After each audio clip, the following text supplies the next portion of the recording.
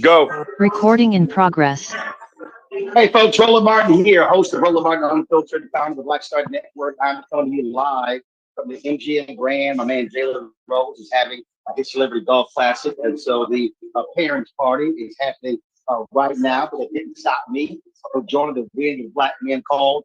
We had a phenomenal response on Monday. Some 55,000 folks signed up for the call. We raised $1.4 million. It's been lots and lots of intensity. A lot of people really responding. In fact, it's interesting. Y'all may have seen this. I'm going to send it to Keenan, and we could play it later. There was a young lady whose dad was not interested. She said he is not going to vote. She went on TikTok and told this story. Well, she said she saw the notice on my Instagram or TikTok page or whatever. She sent it to her dad, and then on Monday night, she kept calling her dad, trying to figure out where was he. He wasn't returning her phone calls. She found out later he spent more than 3 hours on the Wind of Black Men call, and then he texted her and he said, "I'm absolutely voting for Kamala Harris." So don't think for a second that you sending this information out cannot impact men or women who are sitting on the fence, who are choosing the couch over voting. And so it's critically important that we have good information, fresh information that you can use to talk to other people. Our co-hosts are joining us right now. Let's right now go to Khalil Thompson. He's executive director of Women of Black Men. I was just with Khalil, National Urban League in New Orleans. Khalil, how you doing? I'm doing great, sir. Good to see you down in New Orleans in the Big Easy. Hope you had your beignets and had your fill. Happy to be back here with all of you. Excited to have this conversation and keep the conversation going. Tonight is just one step further to November 3rd. We want to make sure we are engaging every single Black man in our community that comes out and votes and does their civic duty. Roland, I'm going to kick it back to you to introduce the rest of our co-hosts. All right, then. So, I'm going to be muting and unmuting because I don't want the music here to become overbearing. Let's now go to Mike Blake with Kairos. Mike. Going on, Fred? Good to see everybody. Appreciate everybody for being on the line. Shout out to all the leaders, Roland, Q, Khalil, Bakari, and every man that's out here right now. So everybody, first and foremost, let's say thank you. Thank you for taking the time to rock it with us. Thank you for being consistent. Thank you for your excitement. Let us be very clear that your support will help us to help the people. And so we're going to mobilize in that way. Earlier today, voter protection efforts launched with the campaign. So for everyone that is a lawyer on the line that wants to be involved in voter protection across the country, in particular the 7 states that we talk about, being Michigan, Wisconsin, Pennsylvania, North Carolina, Georgia, Arizona, and Nevada, please rock with us and join with us there. Secondly, as you're thinking about ways to be a part of this next movement, we need you to get people engaged in the respective states. There are offices that are doing efforts across the country. When people are asking, well, what can I do? What you can do, I always tell people, doors and dollars. So your donation allows us to grow the organization, but we need your phone calls and your phone doors to actually keep things moving from here. To that degree, there's a lot of activities that are coming up in August and September. And so specifically, we want to make sure that you're aware of what is happening on Martha's Vineyard, as there are several activations in support of our next president, as well as of our respective Black causes. The week of August 11th, we're encouraging you to come up to the Vineyard. If you're going to be in the Vineyard, let us know. Our-Kairos.com. Our O-U-R hyphen Kairos, Kairos.com. So you can learn about ways to mobilize with our efforts here. Collective and Vote to Live will be having continual efforts as well as part of our continued Black Men mobilization. The very next week in Chi-Town, Roland's going to be doing this thing. He has his whole footprint happening at work for that group equally and simultaneously on that Wednesday and Thursday, the 21st and 22nd. We need you. So if you're coming out to Chicago, we need you. There are 7 Black State House speakers that are doing events on Wednesday. There are the 7 Black state chairs that are doing events on that Thursday, but equal on that Thursday night, I'll tee it up to Quentin to highlight. Wednesday, we will be having Kairos. And Thursday, we will have democracy convening ourselves and several other organizations as part of that. If you want to learn more about what I just mentioned, KairosDemocracyProject.com, Kairos, Kairos, democracyproject.com. All of this is to make sure that our brothers show up and mobilize across the country. So we have a lot of updates here. We wanted to make sure, again, if you want to work on the campaign, we can direct you to the campaign. You want to do water protection in the campaign, we can direct you to that as well. There are a lot of things that are coming, so we want you locked in and mobilized with us. Brother Mark. Back to you, Ro. All right, Michael, appreciate that. And everybody who's watching and listening, you understand it's after 7 p.m. After 7 p.m., that's when Mike Blake has his Quiet Storm voice. So he's always wanted to be a Quiet Storm DJ. And so that's why he was, sitting here, quiet. I'm the DJ, Michael Blake.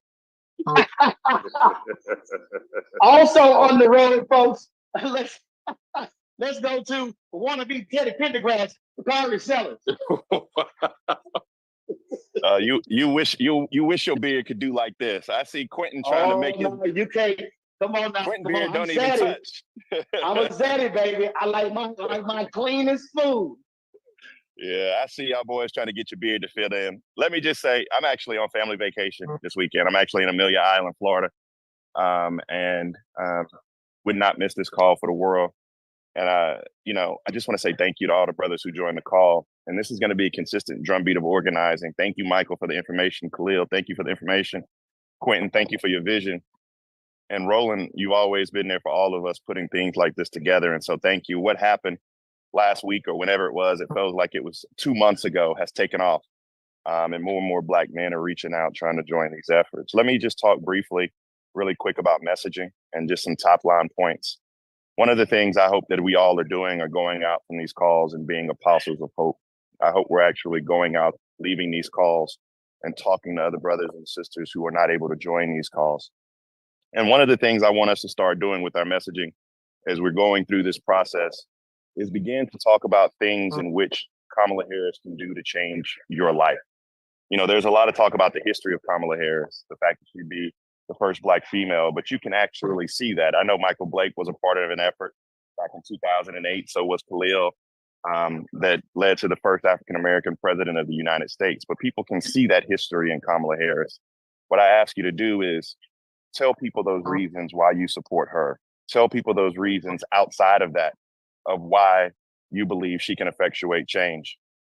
For me personally, maternal health, what she's doing around reproductive rights, what she's doing around economic mobility for Black folk in particular, what she did for HBCU funding for our schools. Roland knows that in and out. And Roland, one day we need to get Prez on here to talk about those things. And so what I want us to do is begin to have these conversations, not necessarily focused on the history, but I want to focus on the things in which she has done and will do for us. And those are just a few of my personal reasons. The last thing I want us to do is grab some of our young brothers. I was looking at Meek Mill a few weeks ago, looking at Sway Lee just last night. Before we kick these brothers to the side, before we lash out at them for saying something that may be uneducated, let's see if we have the relationships in this room, in particular, to bring a lot of these young brothers in, invite them to the call. I'll make myself available, not just for those two who have some fame or notoriety, but if there's another group of young brothers that I can help, or Roland can help, or Khalil can help, or Q can help, or Michael can help, let us be those vessels. The last thing we need to do is beat up on them or castigate them for views that may just simply be uneducated. If we can tell them one of the reasons why we support them. And so, look, I appreciate all of you all. Thank you. My wife is already hovering over my shoulders, asking where I am on family vacation. And I blamed Quentin. And she looked at me and said, well, Stephanie would not let Quentin do this. Why are you out here doing this? So there we are. But I love you all. Thank you. Well, Bakari, you got to remind her, Quentin was on Monday's call and they were away and Stephanie allowed it to happen. So I'm just saying, but I understand. Go ahead and rock it. Sun's about to go down. Y'all go enjoy the rest of the sun for the day. Y'all know how it is when they have in basketball, they always save the star for the last intro. And so the fifth co-host, we will saying on Monday, he is the co-founder of Collective PAC. He's a bad brother. He's raised millions of dollars. And don't let the glasses fool him. He's the Rico Suave of politics. Put your hands together with Quentin James. Thank you, Roland. Thank you, brothers. It's great to be here with you all again. A lot has been said about history that was made in the announcement, but now the hard work begins. I noticed that everybody's been asking around, about talking points and about the record. And so while it's only been a few days, the campaign is still technically, transitioning over to Kamala Harris. I do want to provide you all with the kind of Biden-Harris accomplishments over the past 4 years as it relates to African Americans. So in the chat now, you were getting a link. Click that link, and that will give you kind of what we call the Black fact sheet on what Vice President Harris and President Biden have done for Black people over the past 4 years. And again, I know, look, we got to give time for the Vice President to outline her vision for America, but we can't deny some of these stats. When you hear things like they capped the cost of insulin at $35, that's a Black policy win, because the majority of people, if you can imagine, disproportionately at least, who are facing issues around diabetes, we know are people. And so capping that cost is really important for Black seniors. They cut Black child poverty in half by making sure families are getting about $300 per month and up to $1,400 per family. They created 2.6 million Black jobs or jobs for Black workers, help close the racial wealth gap. You all can review this sheet here yourselves. But again, we want to make sure you all are armed with this as you're out there hearing people saying, what have they done for Black people? This fact sheet here will help illustrate and provide you with the tools to talk about that. So that's one. If you have any questions, please put them in the Q&A. We'll get to them. But people are asking about, with the future. Let's give some time. We need to let the Vice President communicate that to us.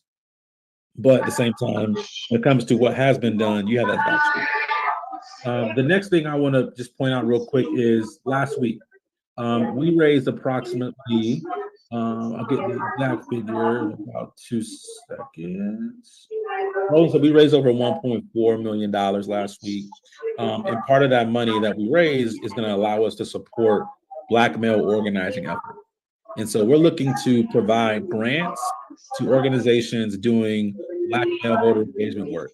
I'm going to post here, if organizations want to apply for grants, then with Black men in this organization, please fill out this form over the next few days that we can see your plans, see where you're based, and get you information on how to support your work over the next few weeks. You got 100 days left.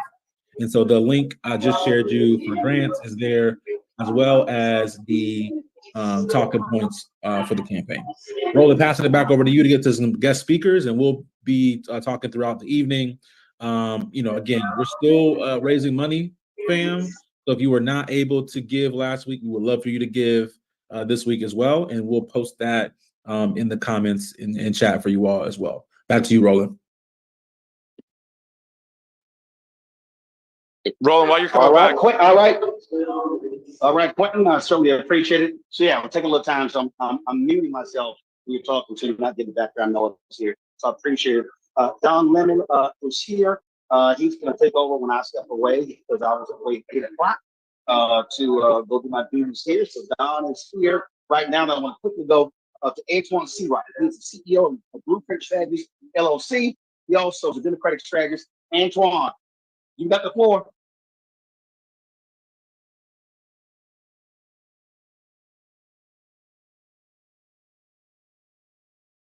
I thought brothers from South Carolina were always ready. You and Bakari are ready there, Quentin. What's up with that? You gotta get your boy Antoine. Antoine Seawright. If Antoine is not there, let me know. Lanny Smith, founder of Actively Black, calling in from Paris. It's Lanny Smith. Are you there?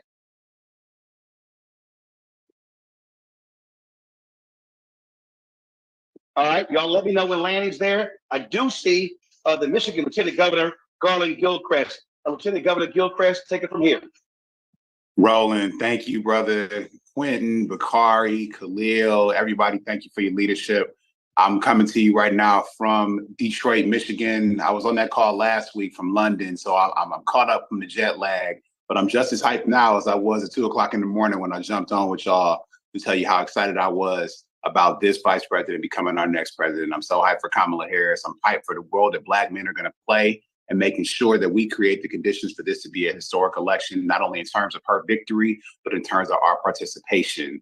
We have a tremendous and unique opportunity to make sure that our story is centered in how we are telling the story of what's possible in this election, not only for what's possible today for our people, not only for what has happened and how the progress that we've made, but also what's possible for that future. So while Quentin is right that we await eagerly how the vice president will frame her vision for the future and our role in it, I am eager for us to do that work right now, because regardless of how the vice president chooses to frame the work that she plans to lead herself, we can start framing right now the role that we will play in our communities, in our country, and in this election. So I would just challenge and encourage everyone to really step up and stand tall and own your space.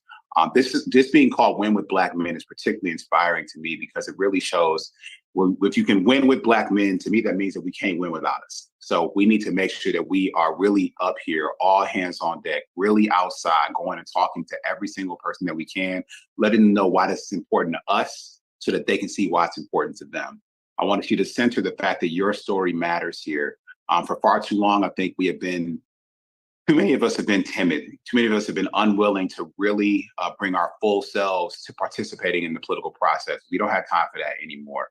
We need everyone to be a part of this movement. Certainly in the state of Michigan, the city of Detroit, we have seen the difference that Vice President Kamala Harris has made through her presence. When she was last here in the city of Detroit, her last 2 trips, I will quote my wife to just say, Kamala was snapping these last couple of times she was here. That's because I think she has really been locked in and been focused on how she not only she's delivered for our communities, but how that work translates to delivering for the community at large here in Michigan and here in America. The things that are good for Black men, what's good for Black men is great for America.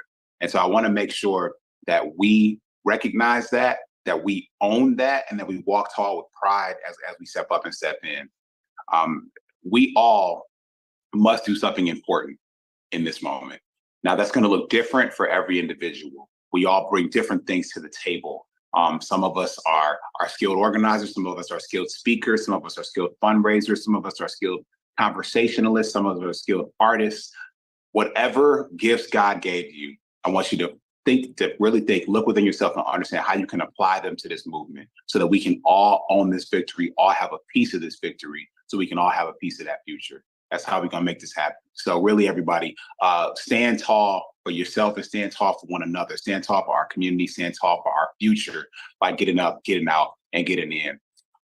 When any of y'all touch down, fly over, drive through, ride the train in the state of Michigan, I need to hear from you so we can make sure that we maximize the impact that you have in this state. Because this state, now we might have some people over here, some other so-called swing states, but the most decisive state in this election is going to be the state of Michigan. So I'm taking all comers who are ready to come in and help out and make sure that we deliver Michigan so we can deliver America.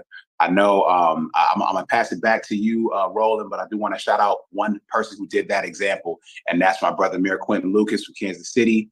We kicked off barbecues for Biden, which I'm so excited to be able to rebrand. To be able, he came and jumped in with our labor brothers and sisters on the west side of Detroit, across the street from my church, really stepped in to get people energized and excited. I want that same energy from as many of you as possible coming through Detroit, coming through Flint, coming through Saginaw, coming through Pontiac, coming through Benton Harbor. We need your presence and your voice, your participation to win Michigan so we can win this election for Vice President Kamala Harris and for all of us. So thank you for having me on here on this call. I got to get back to my wife too. I'm not going to get in trouble with my marriage. I'm like some of y'all. So let's get this done efficiently tonight so we can be effective tomorrow and we can win this movement. All right. God bless, brothers. All right. Lieutenant Governor Gilchrist, we so appreciate it. Thanks a lot. And folks, understand we've got more. We got more than 1,500 folks who are on this Zoom. We're streaming on StreamYard. We got more than 1,000 on YouTube. I was looking at the chat. We got folks who are joining us from England. I've got a text message. Your brother is listening to us in Colombia. And so he asked about the links that Quentin mentioned. Folks, keep in mind, all of the information we post on social media and is posting on womenwithblackmen.org. Plus, we're going to be sending out, we're not going to be inundating you with emails. We're going to be sending out stuff to the database as well. So if you have not registered, please register at womenwithblackmen.org. We can have your information, so we can send you this critical information so you will be able to share it with your friends and your family. Is Antoine Seawright there? Catching a plane. Okay. Antoine's not, is Antoine, so if Antoine's not there, is Lanny there? If Lanny is not there, is Michael Nutter, the former mayor of Philadelphia, is he there?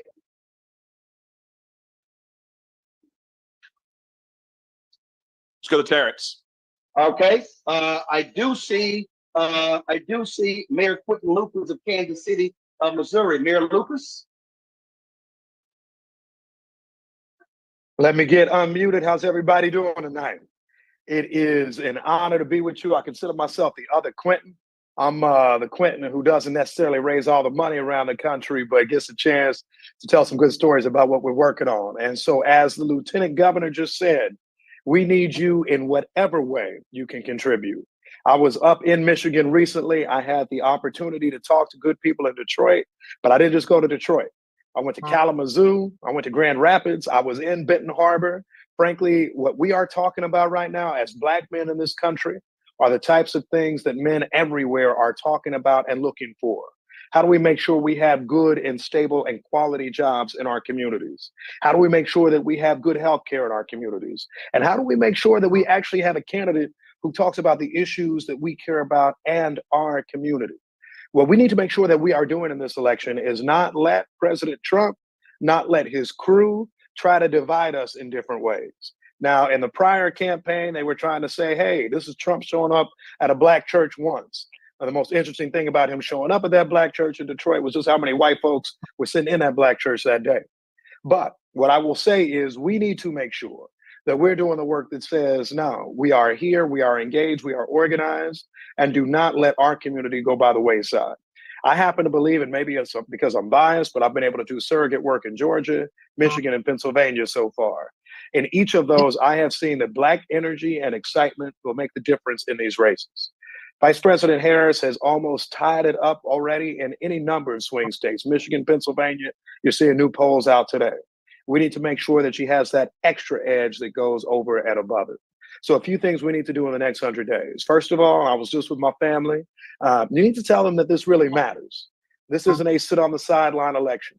If you are not in a swing state, and many of us are not, you can make calls, you can donate, you can contribute, you can organize, you can visit swing states. That's step one. Step two, if you are in a swing state, we need you on the ground. We need to hear from you. We need to hear from what your messaging is. So make sure you stay linked with this group right here. And then I think the most important thing is you remind people this isn't just any other election. I have a whole bunch of people in my family who don't vote, regularly try not to vote. When I ran for office, they were still like, dang, man, was the election Tuesday or Wednesday? And I'm like, why has there been an election on Wednesday? But nonetheless, right, you need to make sure that we are getting them out to say, all right, this is a time that we can make a key and strategic difference. And let me just tell you a few of those strategic differences. And I know that in the chat, Quentin is sharing a lot of the information for you. I've been a mayor since 2019. I was a mayor under President Trump. I saw the absolute foolishness that existed when we were dealing with COVID-19 and American healthcare. I saw the foolishness that existed when we tried to address issues like gun violence. In my city, we had a very prominent shooting right after the Kansas City Chiefs won a Super Bowl. The Republican answer was just to say, let's not talk about guns, let's not do anything. President Biden and Vice President Harris were able to pass the Bipartisan Safer Communities Act, making sure we have resources to make our communities safer.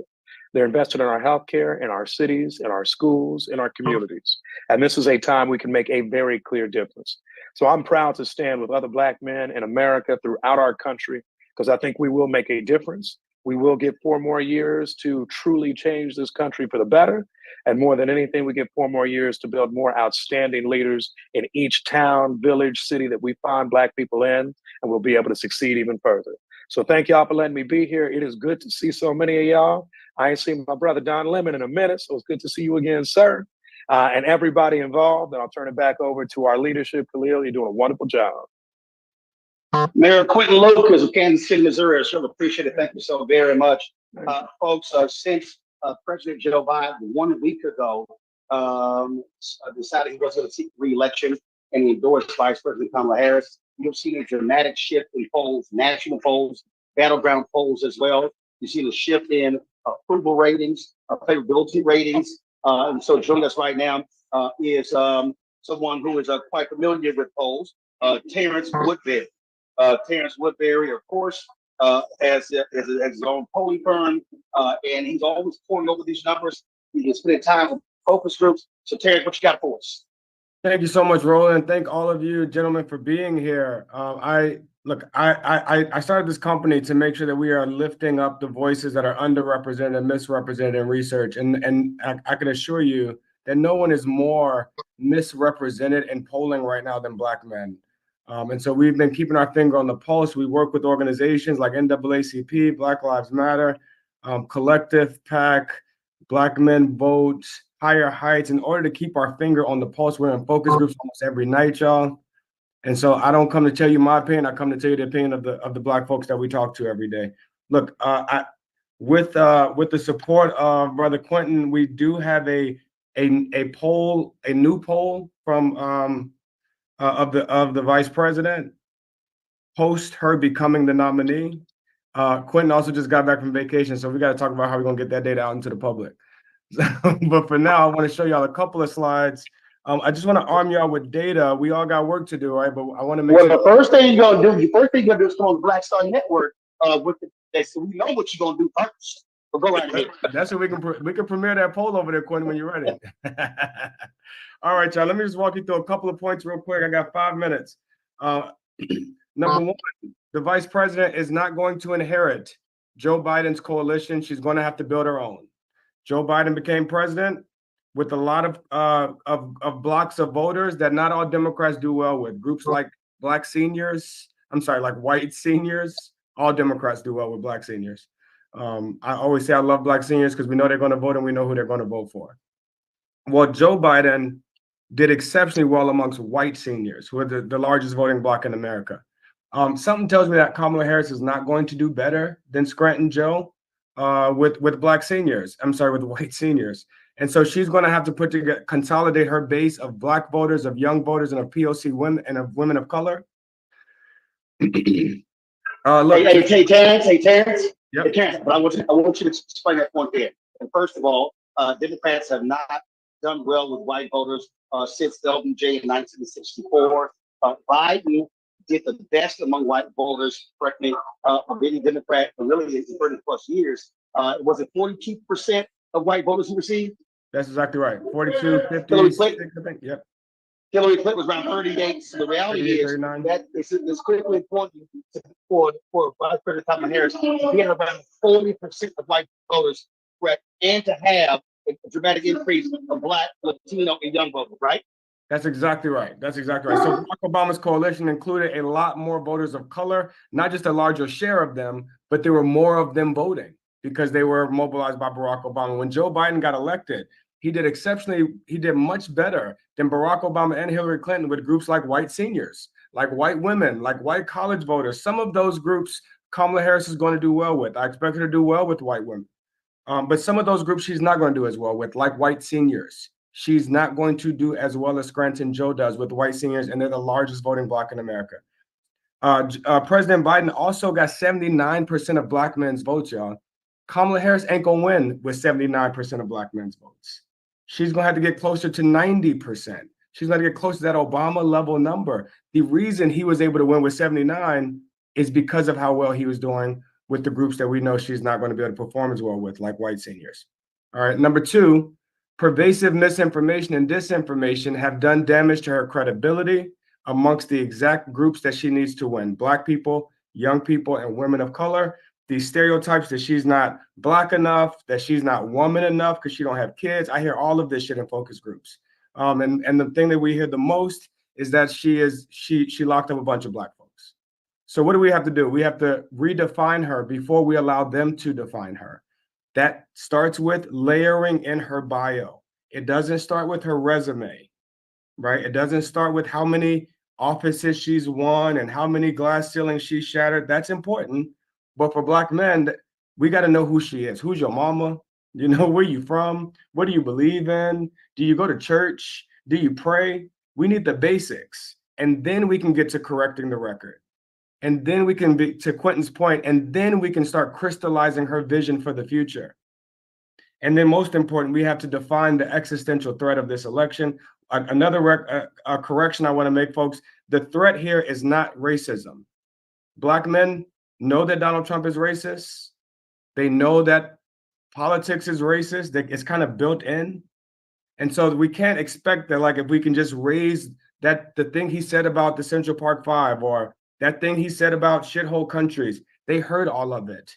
So the racism is not disqualifying. The violence, the clear and present danger that he's putting our community in, that is what is disqualifying. And Terrence, to define the Project 2025. Terrence, I want you to explain this here to everybody who's watching. Okay, there are polls out there, but you are doing focus group, which means questions are being asked, and you are hearing direct, raw answers from brothers and sisters. That's right. And so this ain't anecdotal stuff. That's so explain the focus group. I need people to understand what you're hearing and why you're telling us this, because you're hearing this directly from the mouths of individuals who are considering voting for Trump, who might be Democrats or independents, who may be on the couch. Just explain that for the people who don't quite understand. Yeah, that's exactly right, Roland. And so we are a public opinion firm. We're not a polling firm, right? And so we keep our finger on the public opinion of our communities. That includes polling, but that also includes sitting in focus groups almost every single night. We conduct over 20 focus groups a month. That's almost every night, folks. I'm in Philadelphia last week. I'm going to Detroit next week. I'm in a battleground state at least once a week, because we are listening to the voters that are going to determine the outcome of this election.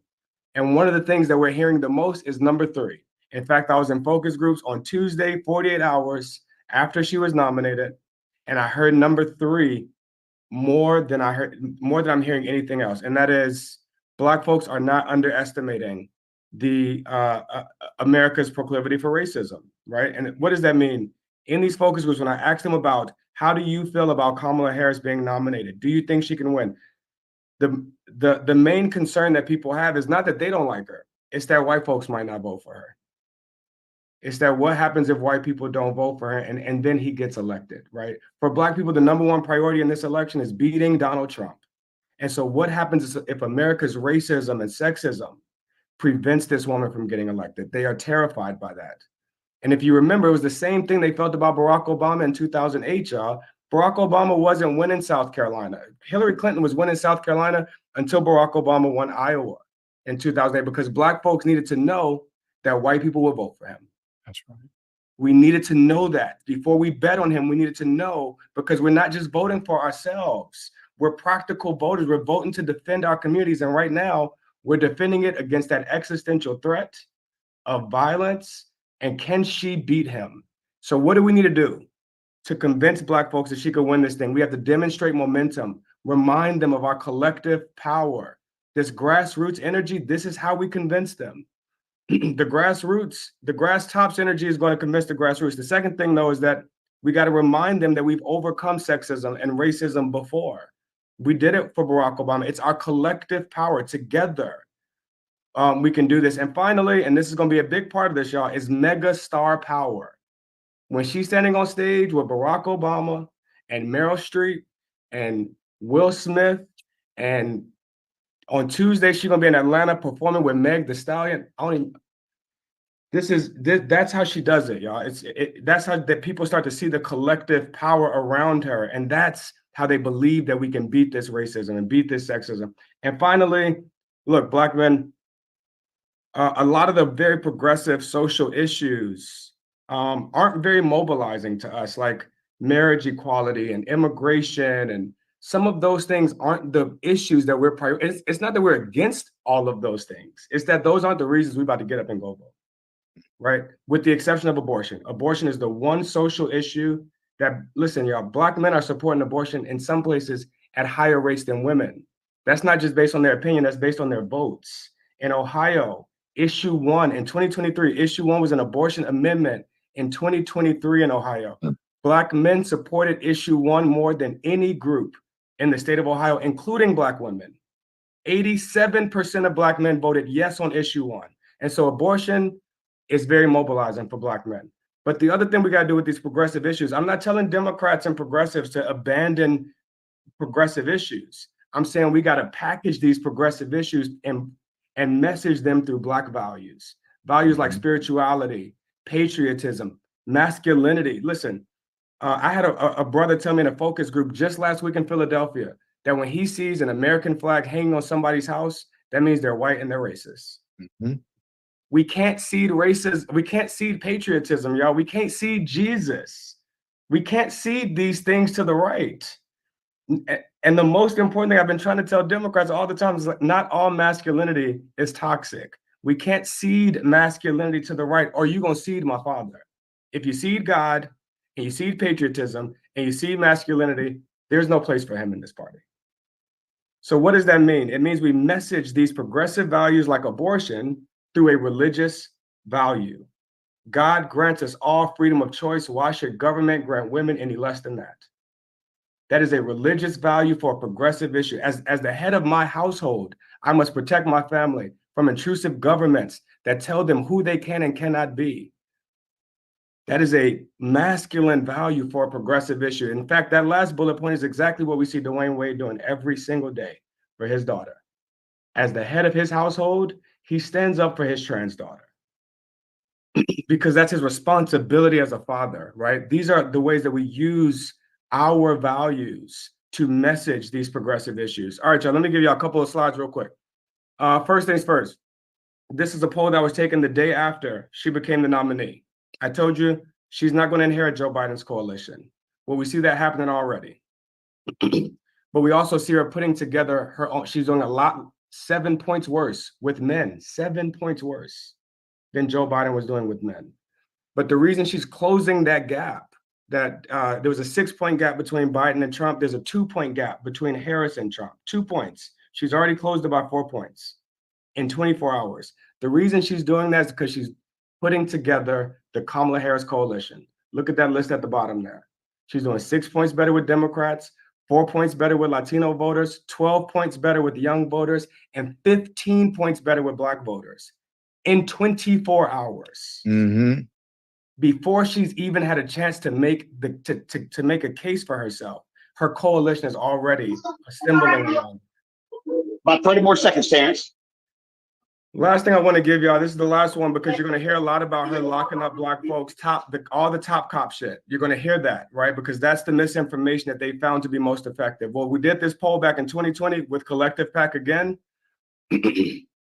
And we started giving them facts about her. And this is one of them. Kamala Harris was the first attorney general in the country to require statewide policing agencies to wear body cameras and have implicit bias training. Well, when we introduced this information, 53% of Black voters became more favorable of her.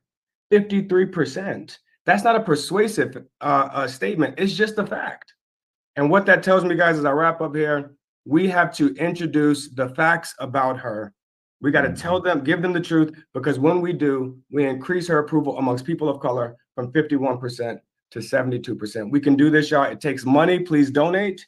But it's also going to take each of you amplifying this voice on your respective platforms. Thank you, guys. Hey, Roland, can I ask a question? Terrence. Yeah. Yeah. Hey, Terrence, it's Don Lemon. Thank you. And thank you for coming on the other day. Everything that I've been hearing, you said exactly what I've been hearing from people. But the number one question I want to know is, when people told you how and they gave misinformation in these focus groups, were you able to convince them otherwise? Were they convincible? Yes. Could they change their minds? And Absolutely. did they change their minds? Absolutely. Also, absolutely. They need to hear. So there's a couple things. they need to hear the facts about her, right? But they need these facts to go back. They need to hear what she was doing in 2005 as a process. It's not just what she's been doing in the last 3 years as VP. Because when you just tell them, and she's done a lot as VP, but when you just tell them what she's done for the last 3 years, it feels like pandering. Oh, she's just doing that because she wanted to be president. But when you tell them that in 2005, she started a Back on Track program that guaranteed a job and housing for every single person that was released from prison, and that has now become a model for 100 cities across the country. Well, that was 20 years ago. She wasn't running for president 20 years ago. That she was doing progressive work, and that's the kind of stuff they need to hear. And it is convincing, Roland. I'm sorry, John. Thank you. Yeah. Terrence Woodbury, hit strategist. I truly appreciate it. Thank you so very much. Folks, Terrence also said something in 2022. When you tell Black people that our vote will make the difference, there's a higher likelihood they're going to vote. We got to explain to people that if we vote 68, 70, 75% of our numbers, we can clean up the election. Andrew Gillum lost by 30,000 votes when he ran for governor of Florida. Sheriff Beasley lost by 401 votes there was Chief Supreme Court Justice. And a conversation yesterday, an African American won by 14 votes in the local election. And so we got to explain to people that our vote does matter. It made a difference. Obama won North Carolina by 14,100 votes. And understand, North Carolina Republicans immediately changed the voting law because of what happened in North Carolina. So we got to explain to people our vote matters. Our next guest understands that. Who's the former mayor of Philadelphia, Michael Nutter. Mayor Nutter, how you doing?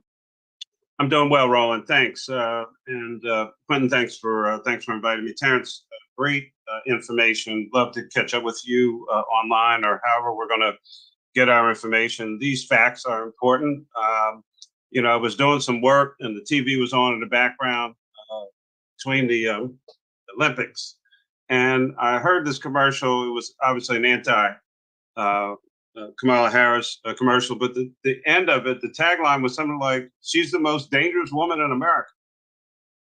Wait, Mayor Nutter, can you tell them how often you're hearing that commercial in Philadelphia? Because folks that aren't in the battleground don't know how much they're doing to define her in these places already. Sure. I would say I heard it 3 or 4 times in the course of the day. I mean, the first time I heard it, I burst out laughing.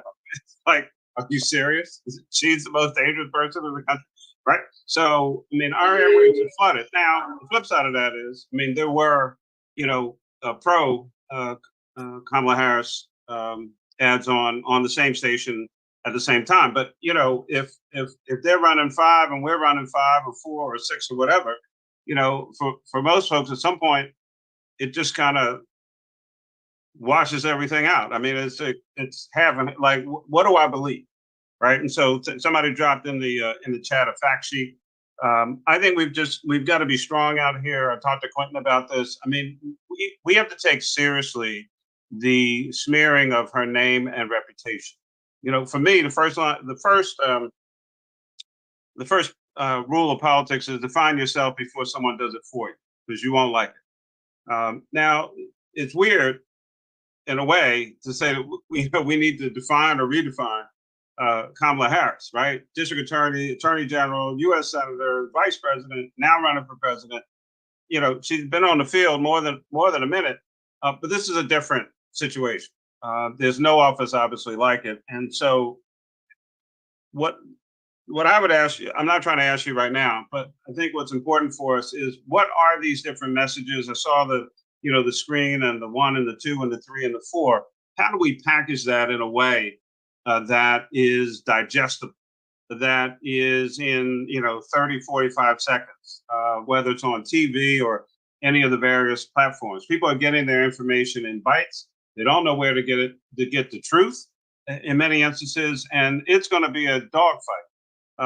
Here in Pennsylvania, I heard you say earlier you were in Philly, and some of the things you said certainly sound like something that somebody in Philly would say. We should take nothing for granted. I love the 81 million or whatever the number was in 24 hours, closing the gap by 4. This is going to be a rocket ship of 100 days of a campaign. And to Roland's point, to Don's point, we can actually win. When we get our stuff together, when we unite, when we clear through. Look, it took maybe longer than anybody would like. With many of us Democrats, painful. We have all this process, and then all of a sudden, boom, it was over. Right? Everybody, as I think somebody's running an ad or started at the beginning, or maybe it was the theme song. Everybody's starting to get information. That's what we need to do. Cut the nonsense, cut the conversation, put your head down, get back to work. We have a campaign to win. And when we are united, we win. And we just need to reinforce that message all across. It's not our first campaign. It's not the first time we tried to win. It's not the first time we overcame, some odds or, just jumped up and said, hey, this is what we're doing. And we win. Right. So, sure, there's going to be some doubts. And, can she do this? Can she? If you vote, if everybody just does their part, and I understand the word, like what are white people doing?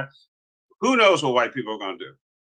We need to take care of our business and do what Black people can do, which is to take 5-10 minutes in some places, walk out of your house or vote early or whatever happens in your state. Just do your part. That's what we need people to do, and get the right information, share it with a friend, share it with a neighbor, take an opportunity to talk to somebody you haven't talked to in a long period of time. This is serious stuff. It's very serious stuff. Nobody's going to read a long, drawn-out paper. Sorry.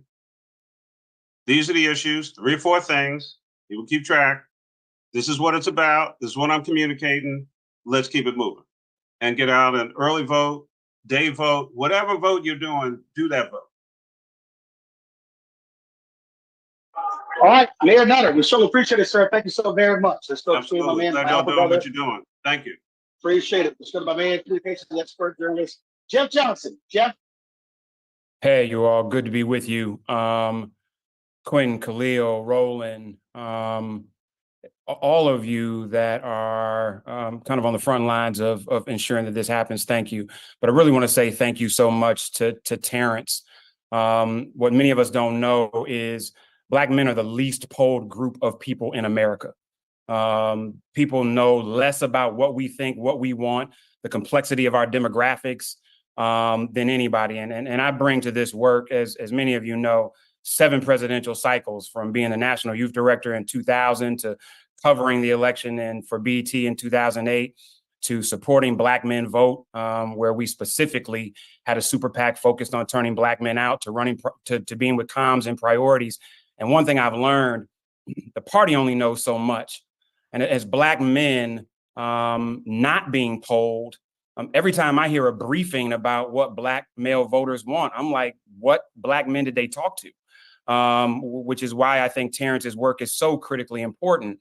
What I want to make sure, though, is that we're clear about the difference between, and let's be clear, right? I mean, we are all things. There are regional and generational, economic and educational differences. We're progressive, conservative, blackative, confusative, and everything, right, left, and in between. We identify with a variety of Black and diasporic experiences that drive what we believe and the values that are providing the grounding behind them. But what I do want to make sure of is that we're clear about the difference between Black men who are not with us.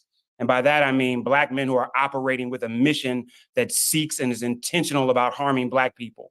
There are men right now who are not Dems, don't trust political parties. They're misinformed by attacks on us that seek to divide us. But they're committed to independent approaches to gaining political power. In a moment that we need as many people on the chessboard as possible, can we please, to Bakari's earlier point, engage brothers as if they are our brothers and not our enemies? I understand you're passionate. I understand that you think the only time we should be telling somebody to fall in line is if they already said they're a Democrat. If you haven't said you're a Democrat, what are you falling in line to? There are brothers out here that are actually open to hearing what Kamala has to say, but not when they're being told what they have to do.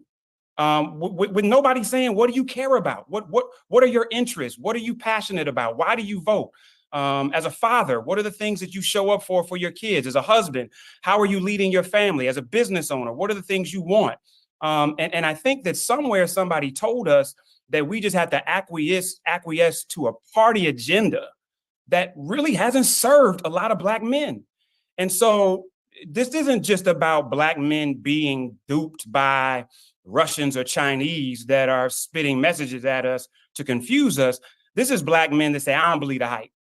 And this ain't really got nothing to do with Kamala. I don't trust anybody connected to the formal party. And there's a real opportunity for us in that regard, because it's not them saying they don't care about our community.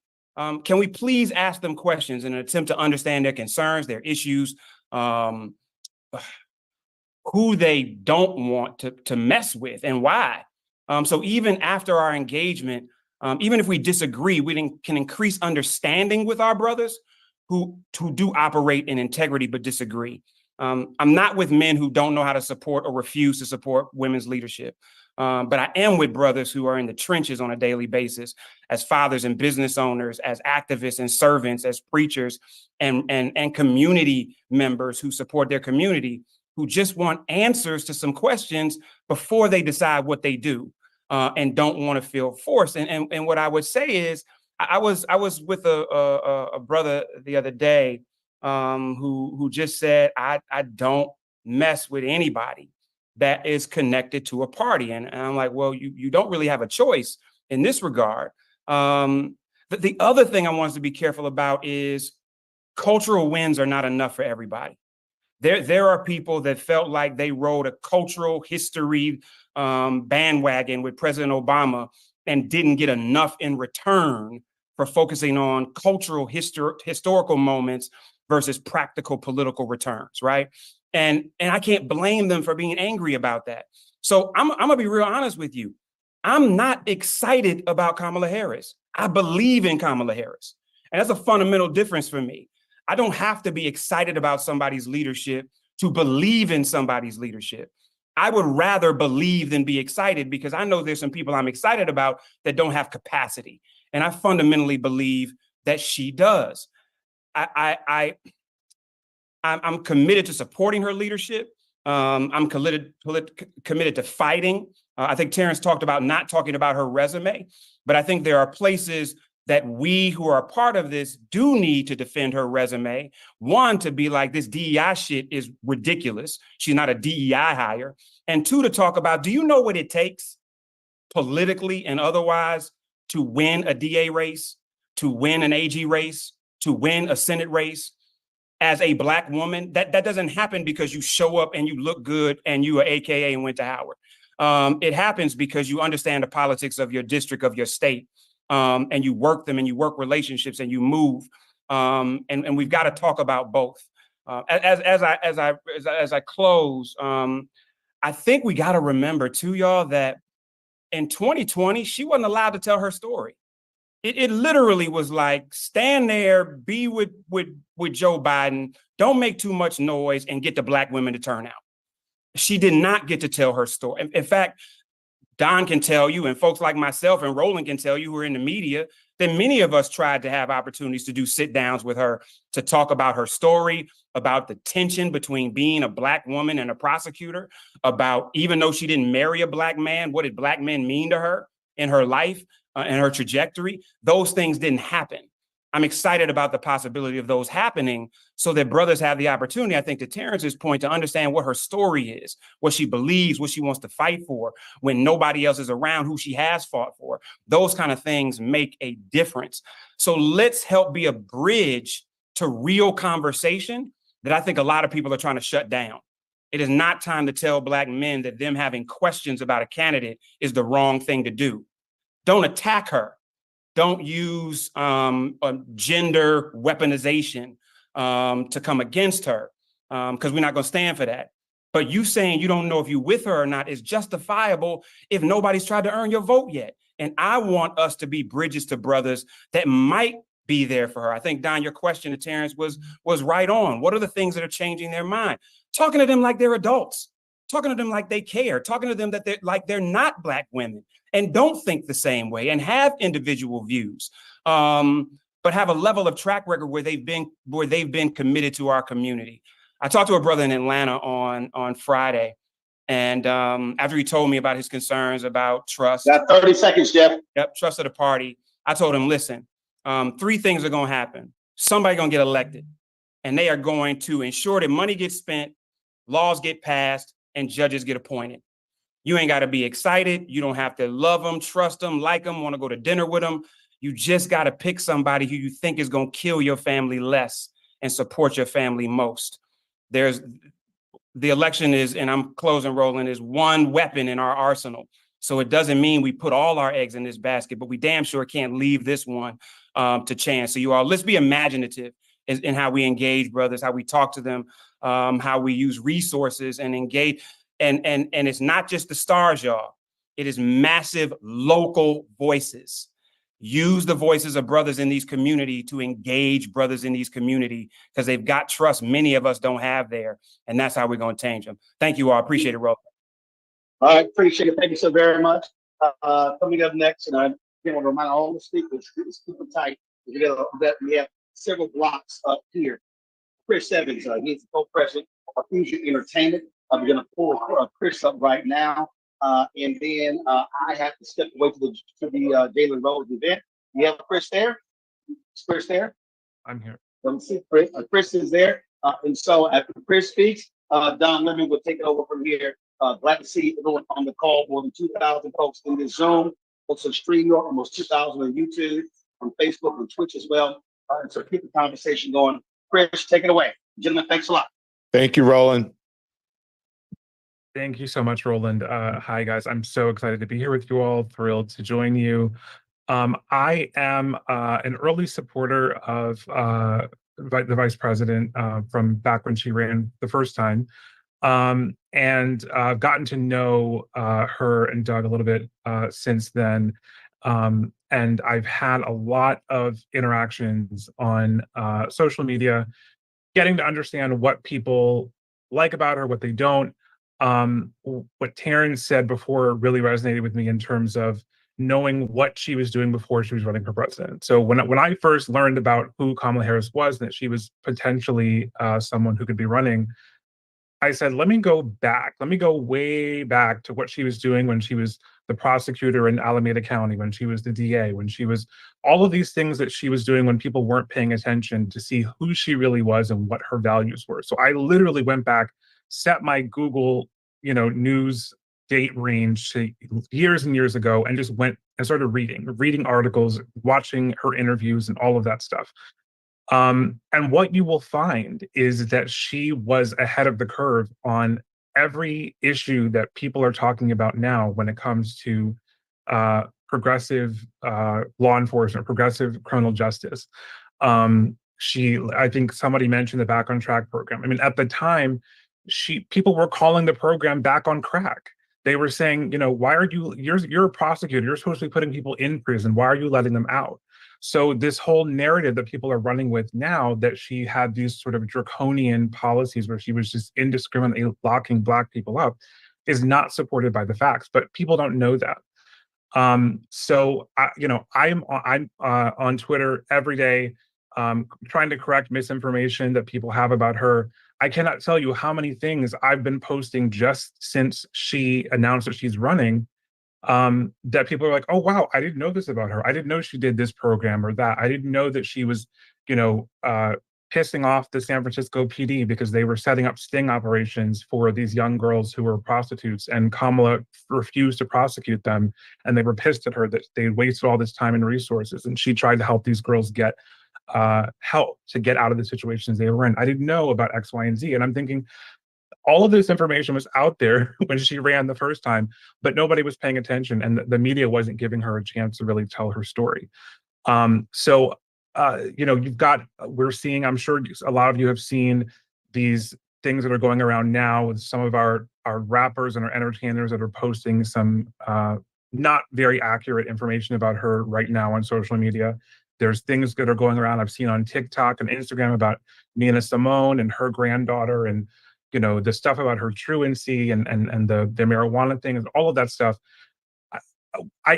It's literally all the same playbook that they used when she ran for president the first time. And I've got the receipts ready to correct people when they're wrong.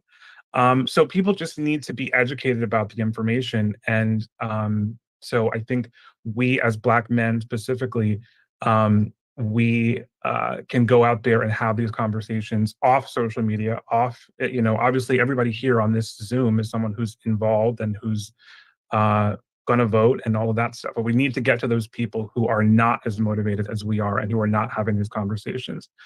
So again, I have spaces on Twitter all the time about this sort of thing. I'm having one tomorrow about Kamala's story and correcting some misinformation.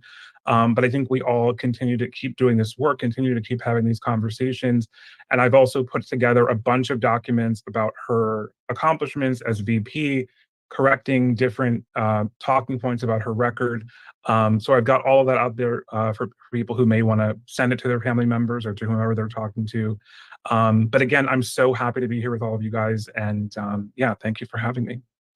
Chris, thank you. I appreciate it. And Chris is out there on digital and on social fighting the good fight. And listen, don't underestimate the power of digital and social, especially now. I've been opening up since Kamala Harris, since the president stepped away.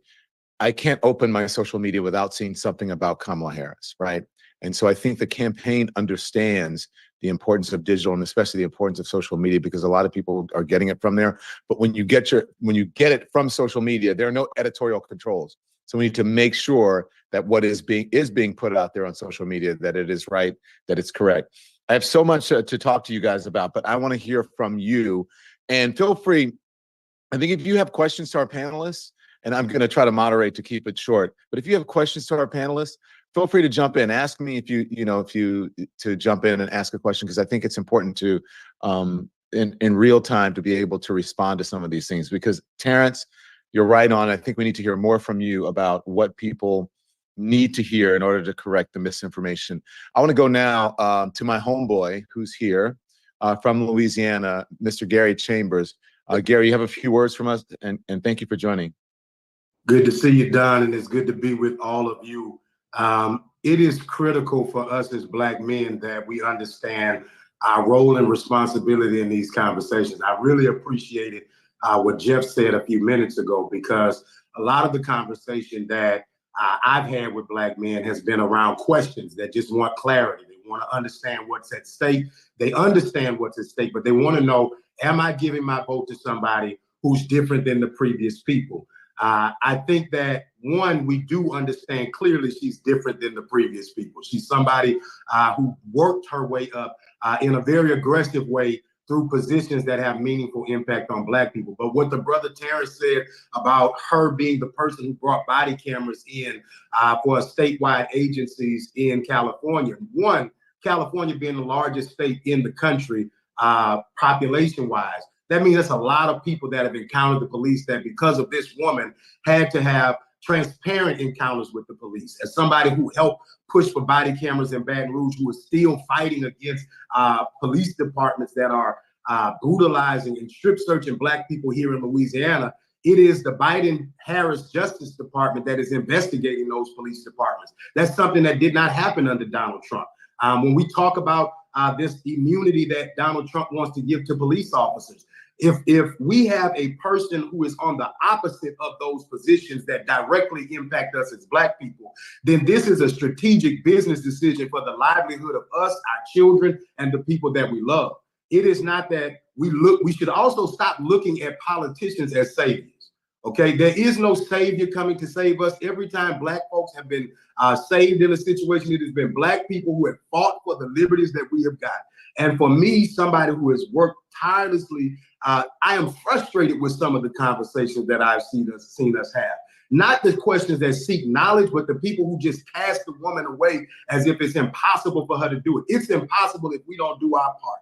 And to compare a Black woman to these white men in any capacity is disingenuous to me, because we know that the hurdles that we have to jump to get to the places that we get, all these attacks on that they are saying a DEI, is really just them wanting to call her the N-word without saying it. And for those of us in these positions, we have to be loud and vocal about that. I'm not as excited or energized behind Vice President Harris as I am about what I see as the visibility and the opportunity to build momentum. $80 million in 24 hours cannot be denied. I am somebody who has ran in political races, and if I had a little bit more money, I'd be in Congress today, because it takes resources to win elections. And if you want to tell me that a Black woman being able to raise $80 million when neither Joe Biden or Donald Trump did that in a 24-hour time span, money talks and BS walks. This is proof that she has the ability to get a broad gain of support, and that support can turn into votes if we get out there and cast the message that brings us as Black people to the table. I also want to leave with this, that we as Black men, if 80% of us did our job, we got to let the minority stop being the loudest voice for the majority of Black people. Yeah. Gary, thank you. And I do think that there are persuadable people out there. Yes.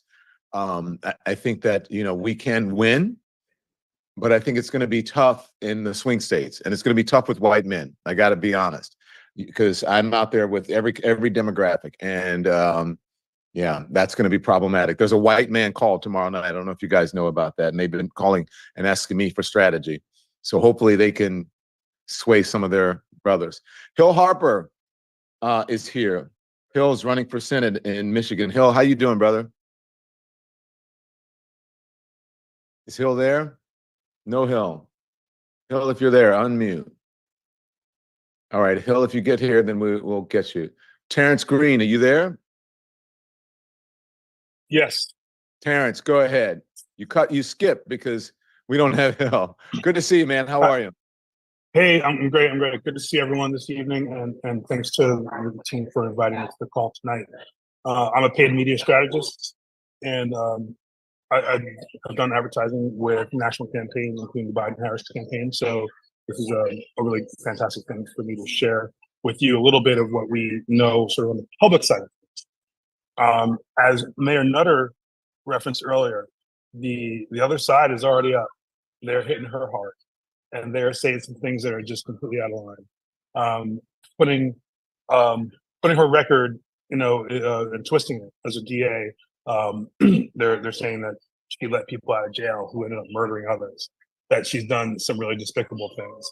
As we talk about correcting the record, it's going to be important that we get the story out about what she really did, about how her progressive values really shape who she is and her policies. And not enough people know about that. They know about her as vice president maybe before they know about anything else. So that's an important thing that we have to make sure we get out to the public.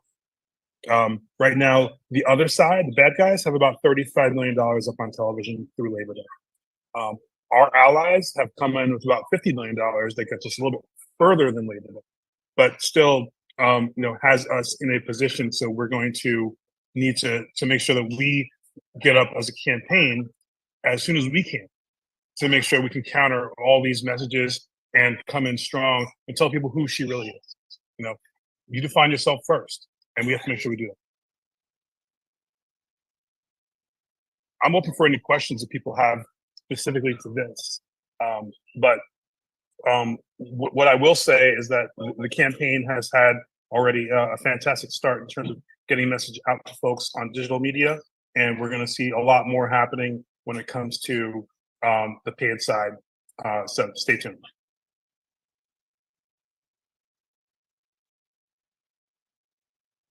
Don, you're muted real quick. Terrence, thank you very much, guys, for reminding me. Terrence, is it penetrating? Because as Mayor Nutter said, you get 5 ads one way, you get 5 ads the other, one hitting her, one supporting her, the other supporting her. Is all of that penetrating? So far, I mean, it's interesting. We're a week into this. I know it seems like it's been about a month already, but it's been barely 7 days. So far, I think it's probably about as okay as it could be when we talk about point levels and penetration. But soon enough, the constellation of MAGA, right? It's not just Trump. It's all these other folks, dark money, that are coming in to the battleground where we can see what's on television mostly as far as the spending. What's happening sort of below the surface is all the digital spending. They're doing a lot of targeted ads, a lot of them targeted at Black voters, to be honest. When President Biden was still on the ticket, there was a massive effort on radio and digital to deliver mis and disinformation to our voters. and not to get our votes, but to suppress our votes. And that's the one thing we have to look at right here too. They're not necessarily going to bring us over with a persuasive argument. They just want to either keep us away from voting or keep us away from voting for her. So that's where the impetus is on us to spread good information and to get that available as soon as we can to folks that identify as Democrat, but also to the Senator brothers who are still on the fence, but could be convinced and persuaded to participate if they're given some good information about who she is and why their vote will matter. So that charge is up to us, and we're ready to take it up. Yeah. Is Terrence Woodbury still there? Terrence, I have a question that goes with something that Terrence Green said. If you're there, click off. If not, no worries. I'll just move on to the next speaker and I'll ask you personally.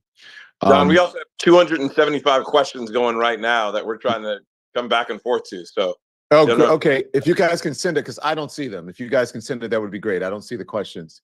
And perhaps I'm in the wrong chat, but let me know how what I can do to get those questions in, because I would love to get some folks' questions. Hill is back now too. All right. So in the meantime, as we do that, Hill Harper, how you doing, man? Thanks for joining the call. Absolutely. Thanks, everybody. I'm running back from a campaign stop myself here in Michigan, and we're working hard. It was great to hear what Jeff had to say. So many. I met Kamala Harris in 2007 when Barack asked us both to go to Iowa to stump for him leading into the Iowa caucus. He felt that there was no real pathway to victory for him if he couldn't win Iowa. And so she and I crisscrossed the state in late 2007 leading into Iowa caucus and, developed a friendship. She asked me to contribute to her book. I did that. And then, I hosted her for her first Southern California fundraiser when she ran for Attorney General. And so, she's been doing this work a very long time. She has the credentials, but Jeff is absolutely right. When we talk about brothers, and I'm finding this firsthand on my campaign trail, brothers have felt lied to and feel very disaffected. It's almost like voting is painful for them because they feel like they're giving something away and they've never gotten anything back in return for the investment of their vote. And so I'm finding on the campaign trail that, I have brothers come on, man, I read your book. There was a brother just yesterday who was like, man, I was on inside and I read your book, Letters to Incarcerated Brother. Love you, man, but I can't vote. I'm like, dude, you just said you read my book, And he's like, man, I just can't do it. He's like, it's just horrible to vote. Because he feels no matter who it is, he's giving away a piece of himself for literally nothing in return for that investment of his vote. And I understand it. There's a level of frustration. And to be quite honest, the Democratic Party is culpable in this, right? Showed up time and time again saying, hey, give us your vote, save the country. We need you. And what comes back quite often is quite frankly, very little in return. And so we have to do a much better job of asking brothers what they need, what they want, and show what we will do to provide for those things. But fundamentally, most of us want the exact same thing, right? We want a safe place for our kids to go to school, live in safe neighborhoods. We want to get access to capital so we can actually build businesses or create something that is helpful for as far as a living wage, as far as jobs, as far as healthcare, all the different things that everybody wants, right? And so how do we provide that and what do we do? Having campaigned all over Michigan this past year, is getting folks to vote is not easy, and I understand why, and I understand the frustration.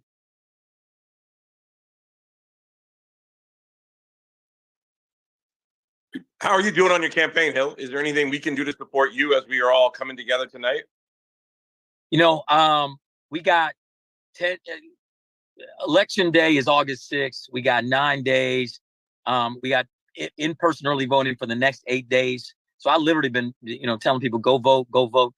just spread the word. This is an opportunity. It's a U.S. Senate seat, and we've been, there's only been 12 Black U.S. senators in the history of this country. And if we had 12 right now, we'd still be underrepresented by population.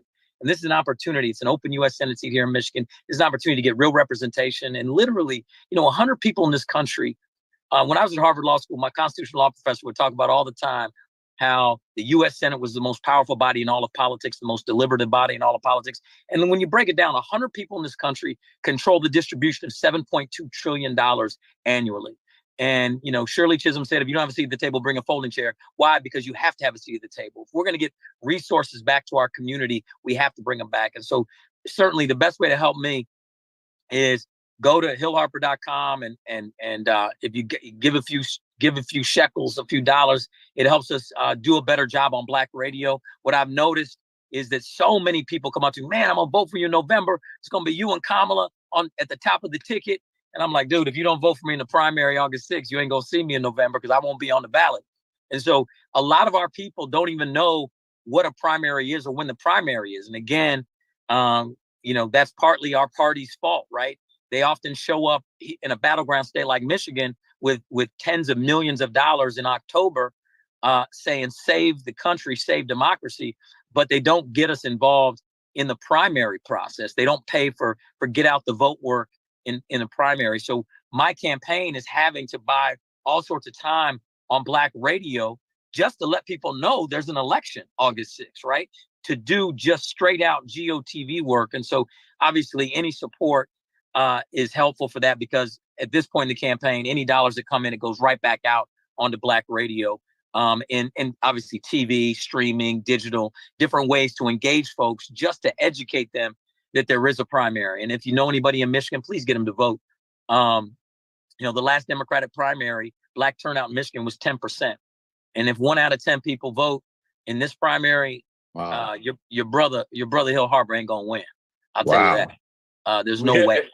And Hill, we just put in the chat a link to donate to your campaign. If also let us know where we can make phone calls, where we can send text messages.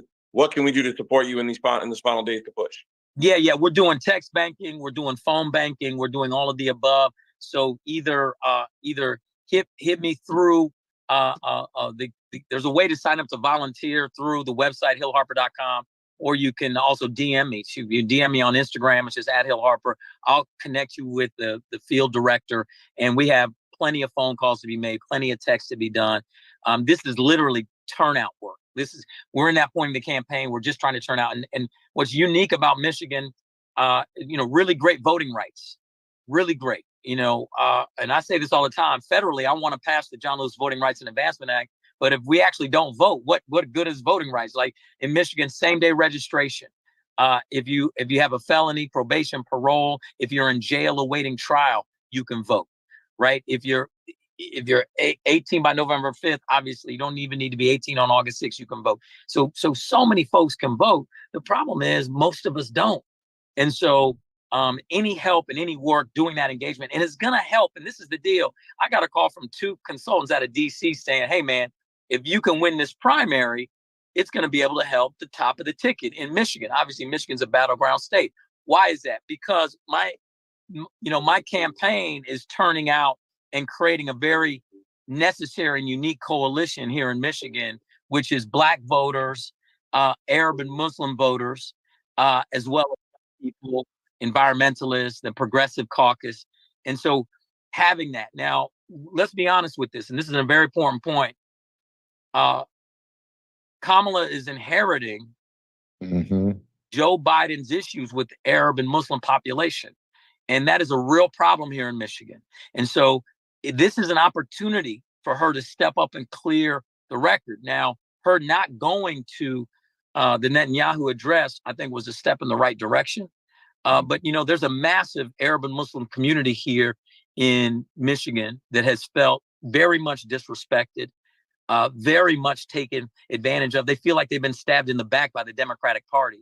And, I've been fortunate to build very strong relationships in that community and to have the support of most of the leaders. Dr. Abdul Al-Sayed, Osama Siblani's have endorsed, Mayor Bill Bossie of Dearborn Heights is endorsed. The American Muslim Political Action Committee is endorsed. The Arab American Political Action Committee is endorsed. MGAGE endorsed. So all those organizations have endorsed my campaign, and I have really good relationships there. Nasser Beydoun, who was running for U.S. Senate, has endorsed, and so that's great. But there's a very great deal of skepticism, and rightly so. Let me say this, rightly so, of the Democratic Party establishment and their treatment. You know, I called for ceasefire very, very, very early on. I think I was one of the first U.S. Senate candidates in the country back in November to call for ceasefire. And the Democratic Party has a lot of work to do with the Arab and Muslim community. And Kamala can, I believe, write a new story in that regard. And she must here in Michigan to win here. Yeah, I'm glad you meant that was my question to you, and you answered it, because I was just wondering what the tone is there, what the sentiment is there about, you know, from your community on what's going on. It's gonna be tough for her, like it was tough for Biden, to convince people there that they deserve her vote, because I'm hearing that a lot. I'm hearing that a lot from folks. But at the end of the day, it's not that tough if you're on the side of humanity, if you're on the side of human rights, if you're on the side of peace, and if you're on the side of justice. You know, at the end of the day, we look back at Dr. King during Jim Crow segregation and violence against discriminated communities. We look back at Nelson Mandela and fighting against apartheid, and again, discrimination against communities. And we have to stand on the side of human rights. We have to stand on the side of peace. We have to stand on the side of justice. And if we do that, then the community comes along. They just want fair and balanced, right? Nothing special, no special treatment. But you know, they just want fair and balanced, and that's what we have to offer. That's what we have to offer that community, and that's what I'm committed to do. Yeah. Well, I'm here in New York, and I hear. I mean, just today, I don't know if I can support her because I'm too pro-Israel, and I don't. And I said, well, that's odd, because Biden has been very strong on Israel. But still, they don't think strong enough. They said a lot of their friends are voting for Donald Trump just because of his stance on Israel.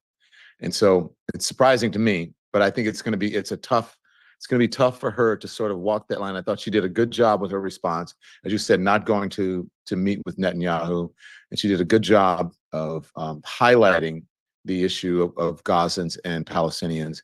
But I think I honestly, Hill, I think it's going to be tough. And I hope they can figure it out. I hope they can figure it out. Agreed. Okay, so let's. Cameron Trimble is here. Oh, by the way, it's in the chat again. If you want to support Hill, look in the chat and put it on your social media. Hill, I know you've been talking to my producers, and I hope we can work it out and get you to come on before August 6th. And I think anyone who has a platform should get Hill on. Michigan is important. So appreciate y'all. God bless. You. And listen, we need more representation in the U.S. Senate. So let's do this. We can get it done and have a great night. These discussions are important. And Don, you're a great leader, so I appreciate you. Thanks you very much. I appreciate you. Cameron Trimble, the former Biden-Harris White House Digital Engagement Director and founder of Hip Hop Politics. What say you, sir? Thank you, Don. Thank you, Quentin, Khalil, Roland, and everyone on the call. Greetings today from Washington, D.C., Cameron Trimble. As he mentioned, I was the former Digital Engagement Director for the White House, and I'm here to offer a simple message and a few to-dos and to-don'ts on how to practically support Kamala Harris and her content online. This is a war for our attention and ultimately our trust. And it is being waged every moment online. While you will be inundated with TV, radio, things you can easily turn off. One thing you will never turn off, I don't know if you can see it here, is your phone. And so every moment you're online, whether you're engaging on social media, you're engaging on your favorite streaming platforms, you're engaging on online audio or any of your favorite websites, you will begin to be inundated with information that is ultimately trying to first get your attention, and secondly, either earn or erode your trust in Kamala Harris. So I briefly want to show 3 quick digital to-dos and digital do-nots. And we'll share this We'll share this. You should always share and engage positive Kamala Harris social media and digital content loudly and proudly. We are all influencers. While it's great that big entertainers and mega star power are going to share things, most people are making their decisions based on the people they already trust, follow, and know. So we are, as Black men, are creating permission structures when they see more and more of us online, building our own digital army to be able to then share that content. There's no way we can have a rapid response, and I hope we can build one, but a rapid response to fight back against the sexism, the racism, the misinformation, when things do come out from other stars and so forth, that may disparage Kamala Harris. So we're empowering you, and then as you stay tapped in with Win with Black Men and these trust organizations here who will be able to provide you with talking points, links, and so forth. Form your own WhatsApp group, Signal groups, Slack, group chats, Twitter groups, any of these things. You can also do this in Instagram and Facebook, small message groups, but we need rapid response. Things are popping up. When a Sway Lee says, don't believe and doesn't really give any facts, you need to be sharing that information in your own personal groups so that it can get out to trusted sources. And then, as you've heard a few different times, this is not necessarily just to get us to vote for Donald Trump. This misinformation and disinfo campaign is not necessarily to get us to, quote unquote, vote for Donald Trump or Republicans or others, but it is meant to erode your trust and suppress you from voting. And one of the ways they are providing disinformation and misinformation on this is on polling locations. And voter registration deadlines and rules. Every state has different voter registration, both deadlines and rules. September 17th is considered National Voter Registration Day. September 15th is considered Black Voter Registration Day. So you'll see National Black Voter Registration Day. So you'll see a lot of national efforts to get us to register, but you may hear so many different misinfo and disinfo about that. So unless you get it from a government source or a trusted, very trusted organization, do not just go by what you hear around voter registration rules, regulation dates, or polling locations. As you'll see at the bottom of this, which will be shared, a very trustworthy site, no matter what state or district you are in the union, to both be able to register and see if you're registered, is iwillvote.com. Again, iwillvote.com. Now, these are three things you should not be doing online that can either inadvertently help spread this misinformation or the negative content or help kind of get us off our square. One, do not engage with negative comments or negative content. When you engage with the comments, even if you're fighting back against a troll or arguing in the comment section, arguing or sharing with your friends and saying, look at this stupid stuff, you're actually feeding the algorithm. You're helping that you're actually prioritizing that content to be shared more widely, organically by whatever platform it is, and you're empowering the trolls. So actually the best thing to do is not engage with it, not share with it, don't save it, don't even go back in the comments on negative content. Do not amplify information or give money until you verify through a trusted source. There were going to be a lot of places saying donate here, donate there, donate here. There's going to be a lot of places that say, oh, it looks kind of real. But this is something where we're putting some of this onus back on you, is to go back and do at least one quick fact check before you're sharing anything. And that dovetails into the last point. A lot of the work we do is kind of that silent war, and to be able to track where this spending is in terms of paid media content, in terms of digital influence, in terms of content creators. It is by almost any metric. Black people, and especially the niche of Black men, are the number one target for disinformation. So please, please, please verify where you go and get that info. And then I wanted to share 3 trusted social media accounts. Now this applies to X or Twitter, Facebook, Instagram, Threads, YouTube, and for most of the part, even TikTok.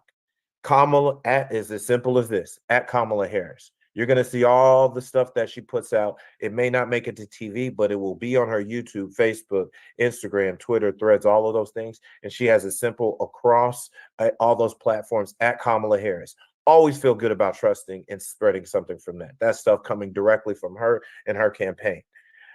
At Kamala HQ, it is an unofficial but official, I would say, the spicier version. They speak the language of the internet. So you're going to get actually maybe more memes and information, but it is still a verified, trusted source that if there's cooler content or funnier content you want to share, always look at Kamala HQ. And again, they're on Instagram, Threads, Facebook, and the like. And lastly is the Democrats. The Democratic Party will also be sharing information and content.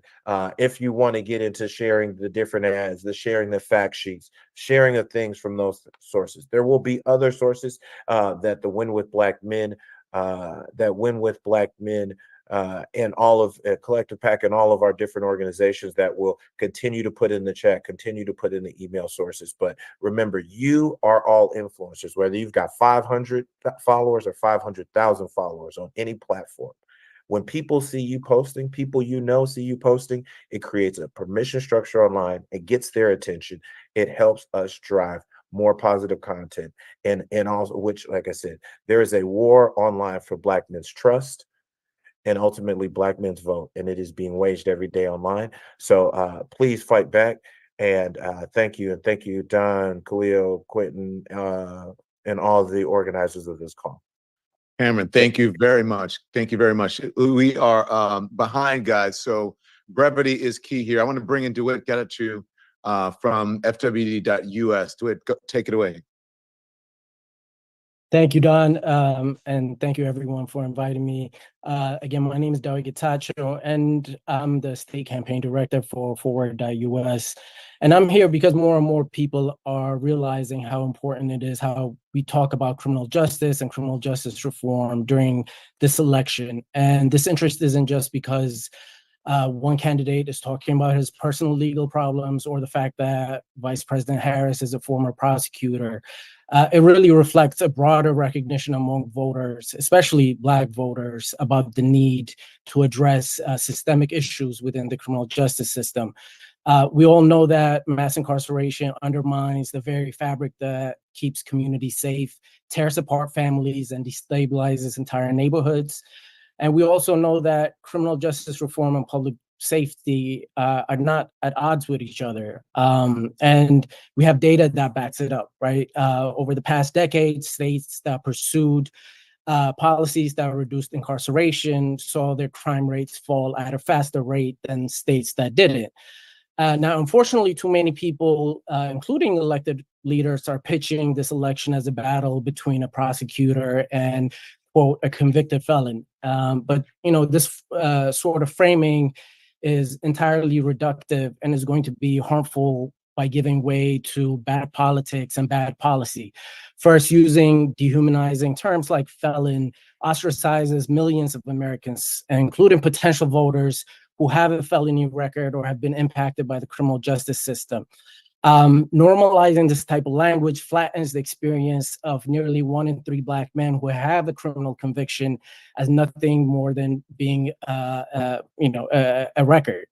And more importantly, we know that historically that the use of harmful language has often been coupled with punitive policies that has led to more Black men and boys getting locked up. So we can't afford to fall back into these types of harmful narratives. And getting the message right on criminal justice reform and safety is going to be critical for this election, and it's only going to become more relevant as we get closer to election day. And it's also important because, as we have seen, polling shows that voters, especially Black voters, want candidates who support criminal justice reform and who support candidates who are pursuing solutions that increase both safety and justice. And in the recent national poll we conducted, more than 7 in 10 Black men said they would be more likely to vote for a candidate that supports reforms. And we heard from Terrence earlier that there is a major upside in articulating a strong stance in both safety and justice. And so given the importance of this issue to voters, there's an opportunity to contrast the policy positions of the candidates and call out the specific harmful actions and policy positions of each candidate related to safety and criminal justice reform. So we have, Vice President who has publicly recognized that the war on drugs has failed. And, as others has mentioned, As a prosecutor, she was an early supporter of reentry and diversion programs for people charged with drug crimes.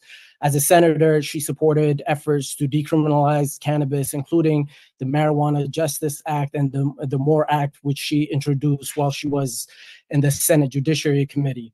On the other hand, we have a candidate, Donald Trump, who's called for the death penalty for people who sell drugs. We've also seen Harris support efforts to increase fairness and the pretrial system. She's voiced support to ending federal mandatory minimum sentences and eliminating the crack and powder cocaine disparity repeatedly. And so there is a record that we can point to with Vice President Harris. And just one thing that I think has not been getting attention that it deserves, but in the current administration with the Biden-Harris administration, they have really activated the U.S. Sentencing Commission, which is the agency that issues guidelines for federal sentencing policies that's followed by all federal courts. And the commission was really dormant during the prior administration because there weren't enough members for a quorum. Under the current administration and the chairmanship of Judge Carlton Reeves, who was appointed by President Biden, the commission has advanced 2 cycles of amendments for policies that have safely reduced excessive prison terms and really brought hundreds of people home to their communities.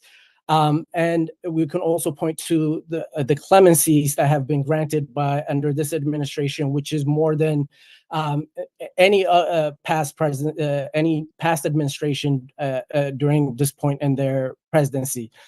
And on the other hand, we have a candidate who has repeatedly called for expanding qualified immunity for police officers, which shields them from accountability and for expanding stop and frisk. So we really have to highlight the policy positions of the candidates and really call out harmful policy positions that will endanger the lives of Black folks. So we can look at the record and articulate those repeatedly, and ultimately, I think that that will give voters a clear and stark choice between the candidates. Thank you. I appreciate that. John Taylor's here, Black Men Bill. John. Is John up? Is John there? Unmute if you're there, John. John is here. Hey, John, how are you, man? Thank you for joining. What you got? Thank you. Good evening, brothers. Khalil, thank you for having us on the call. I really just wanted to start by saying, Jeff, you hit the nail on the head a little earlier, brother. The reality is that, for hundreds of thousands of us, we have concerns and questions about the system in and of itself. It's less about Kamala Harris, although we'll be clear about the fact that most of the brothers that I've talked to felt like we were in a downward spiral, unfortunately, with President Biden and had a real concern. Over the last week and a half, we've seen a surge in enthusiasm and energy and all those things we think are important. But at the end of the day, for us, we're clear about the fact that we want to see a material condition shift on the ground for Black men. We want to be in a situation where Black men are not scapegoated or considered the problem. If you look at a race with 6 people in it, there's never a time when the second fastest runner is looked at as the loser of the race. And that's Black men. Since the inception of voting for us, we have been the second highest voting bloc of progressives in this country. So there's no question that we show up and show out. The question is, what does it look like for us if we are disenchanted? Not disengaged, but we're upset, we're frustrated, we have questions. So there's a population of Black men who, quite frankly, are not excited about Kamala Harris, and that's okay. But the thing we can't do is automatically paint them with a brush of misogyny if they don't want to vote for Kamala Harris. The question is, what would it take for you to support this candidate? What is it we need to unpack and you need to understand? What is it that we have to talk about so that you get the most critical thing in our base, which is that you're not choosing your champion. You're already choosing your opposition. This is a system that we have struggled with since slavery. We understand that. So you are choosing the landscape upon which you're going to fight. And you got to ask yourself some critical questions. Are you going to be able to fight against an administration and a system that is eroding the very infrastructure that makes it possible for you to fight for better for your families, Or are you going to do better fighting against the system who on paper and in practice works in your favor? But you have to figure out how to mobilize, activate, and grow into it. I think that there are a lot of brothers who have valid concerns and valid questions, but this is not a moment when we can sit on the sidelines. So it is critically important that we make sure when we talk to brothers that we're not ostracizing them, that in our opinion, we're not shooting them down, we're not dismantling their arguments. This isn't an argument. This isn't a debate. We're asking simple questions. Do you want to have power in 2025 and beyond? Do you want a Department of Labor? Do you want a Department of Education? Do you want your children to be able to have access to quality schools and quality foods? We knocked on over 150,000 doors during our primary this cycle. And the top 3 concerns that we found in Georgia, we found in 10 other states: housing inequity, food insecurity, and underemployment. The reality is those things change when we vote, when Black men are engaged. And the biggest message that we're sending is, I don't need you to trust her. So this goes back to what Jeff said. I really love this. I don't need you to trust the system. I don't need you to love it and blindly have faith in it. I need you to be critical of it. I need you to ask questions. But most importantly, I need you to show up and vote. Voting just gets you a ticket into the park. That does not get you on the rides. Your civic engagement, the work we do every day, is so important beyond our vote. Most of us, even those that vote, will show up, will vote, and then that's it until the next election. We have to mobilize our community now, get them in the streets, and keep them in the streets for the next 365 days. Not just protesting, but doing work in our communities.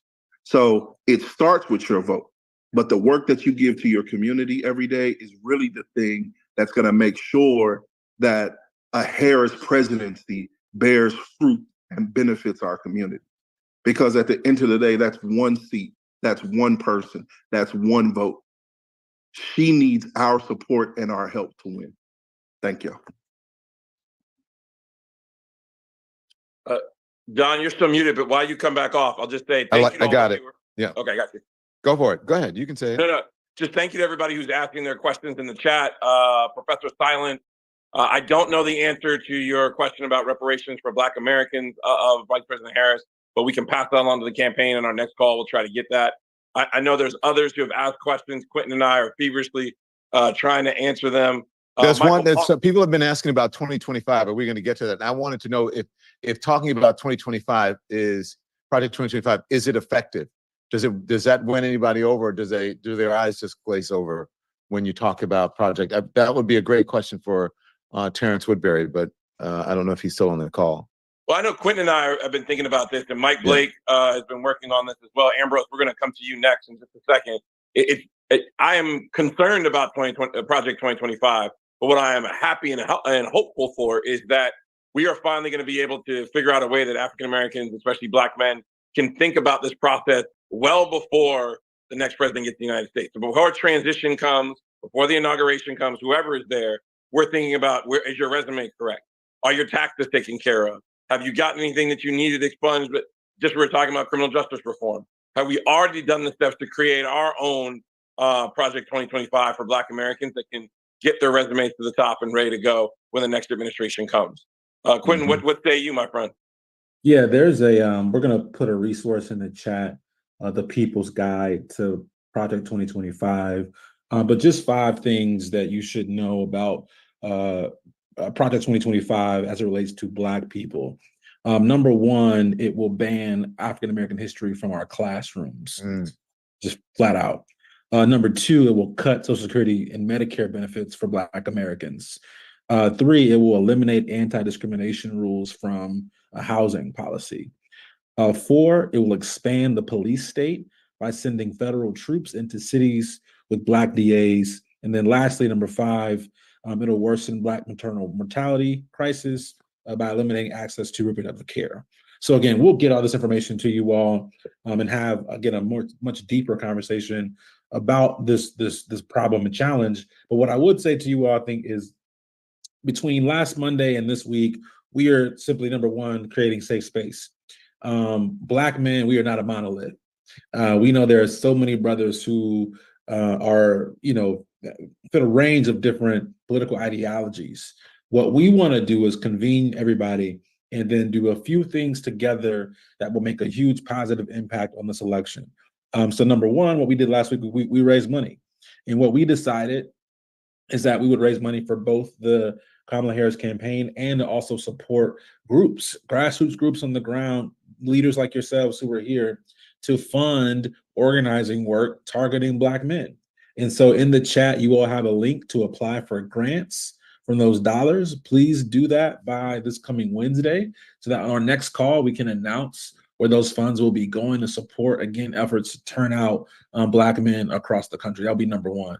Number two, I think what you're going to hear in the next call as well is we want to now get this down to the state and city level. And so we'll be organizing folks into. When you're cutting out. Q, we're losing you. Yeah, you're cutting out. We're losing you, man. But I think John Taylor just said he's setting up conversations in Georgia about how Project 2025 would directly impact the lives on the ground in the state. I know others are. Khalil Seren, we do hear you. Thomas Page, no, chat is still going. Sean Taylor, thank you for your question.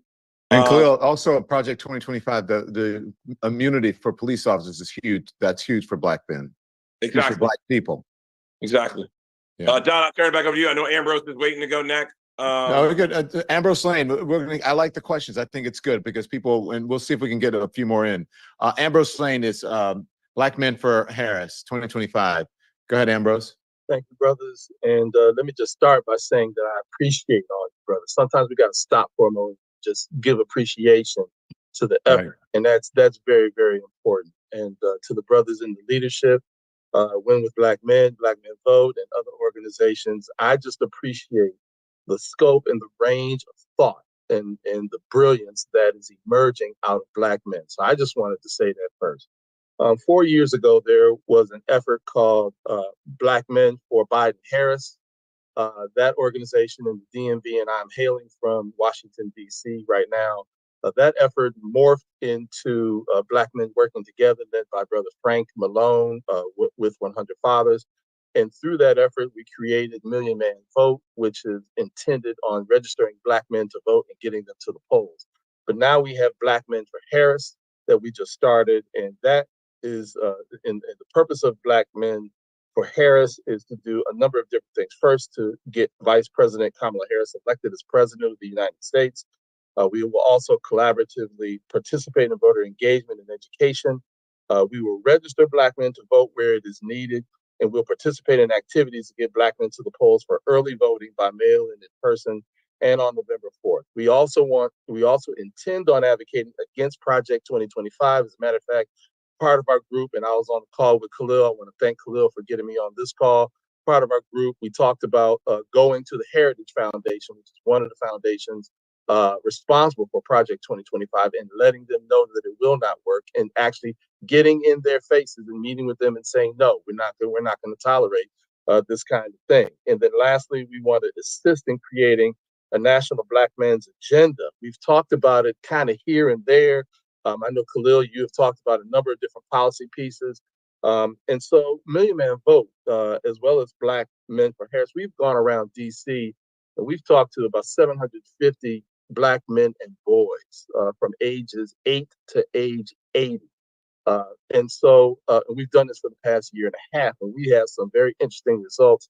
I am very appreciative of Terrence Woodbury's report, because that's just brilliant what he just shared with us.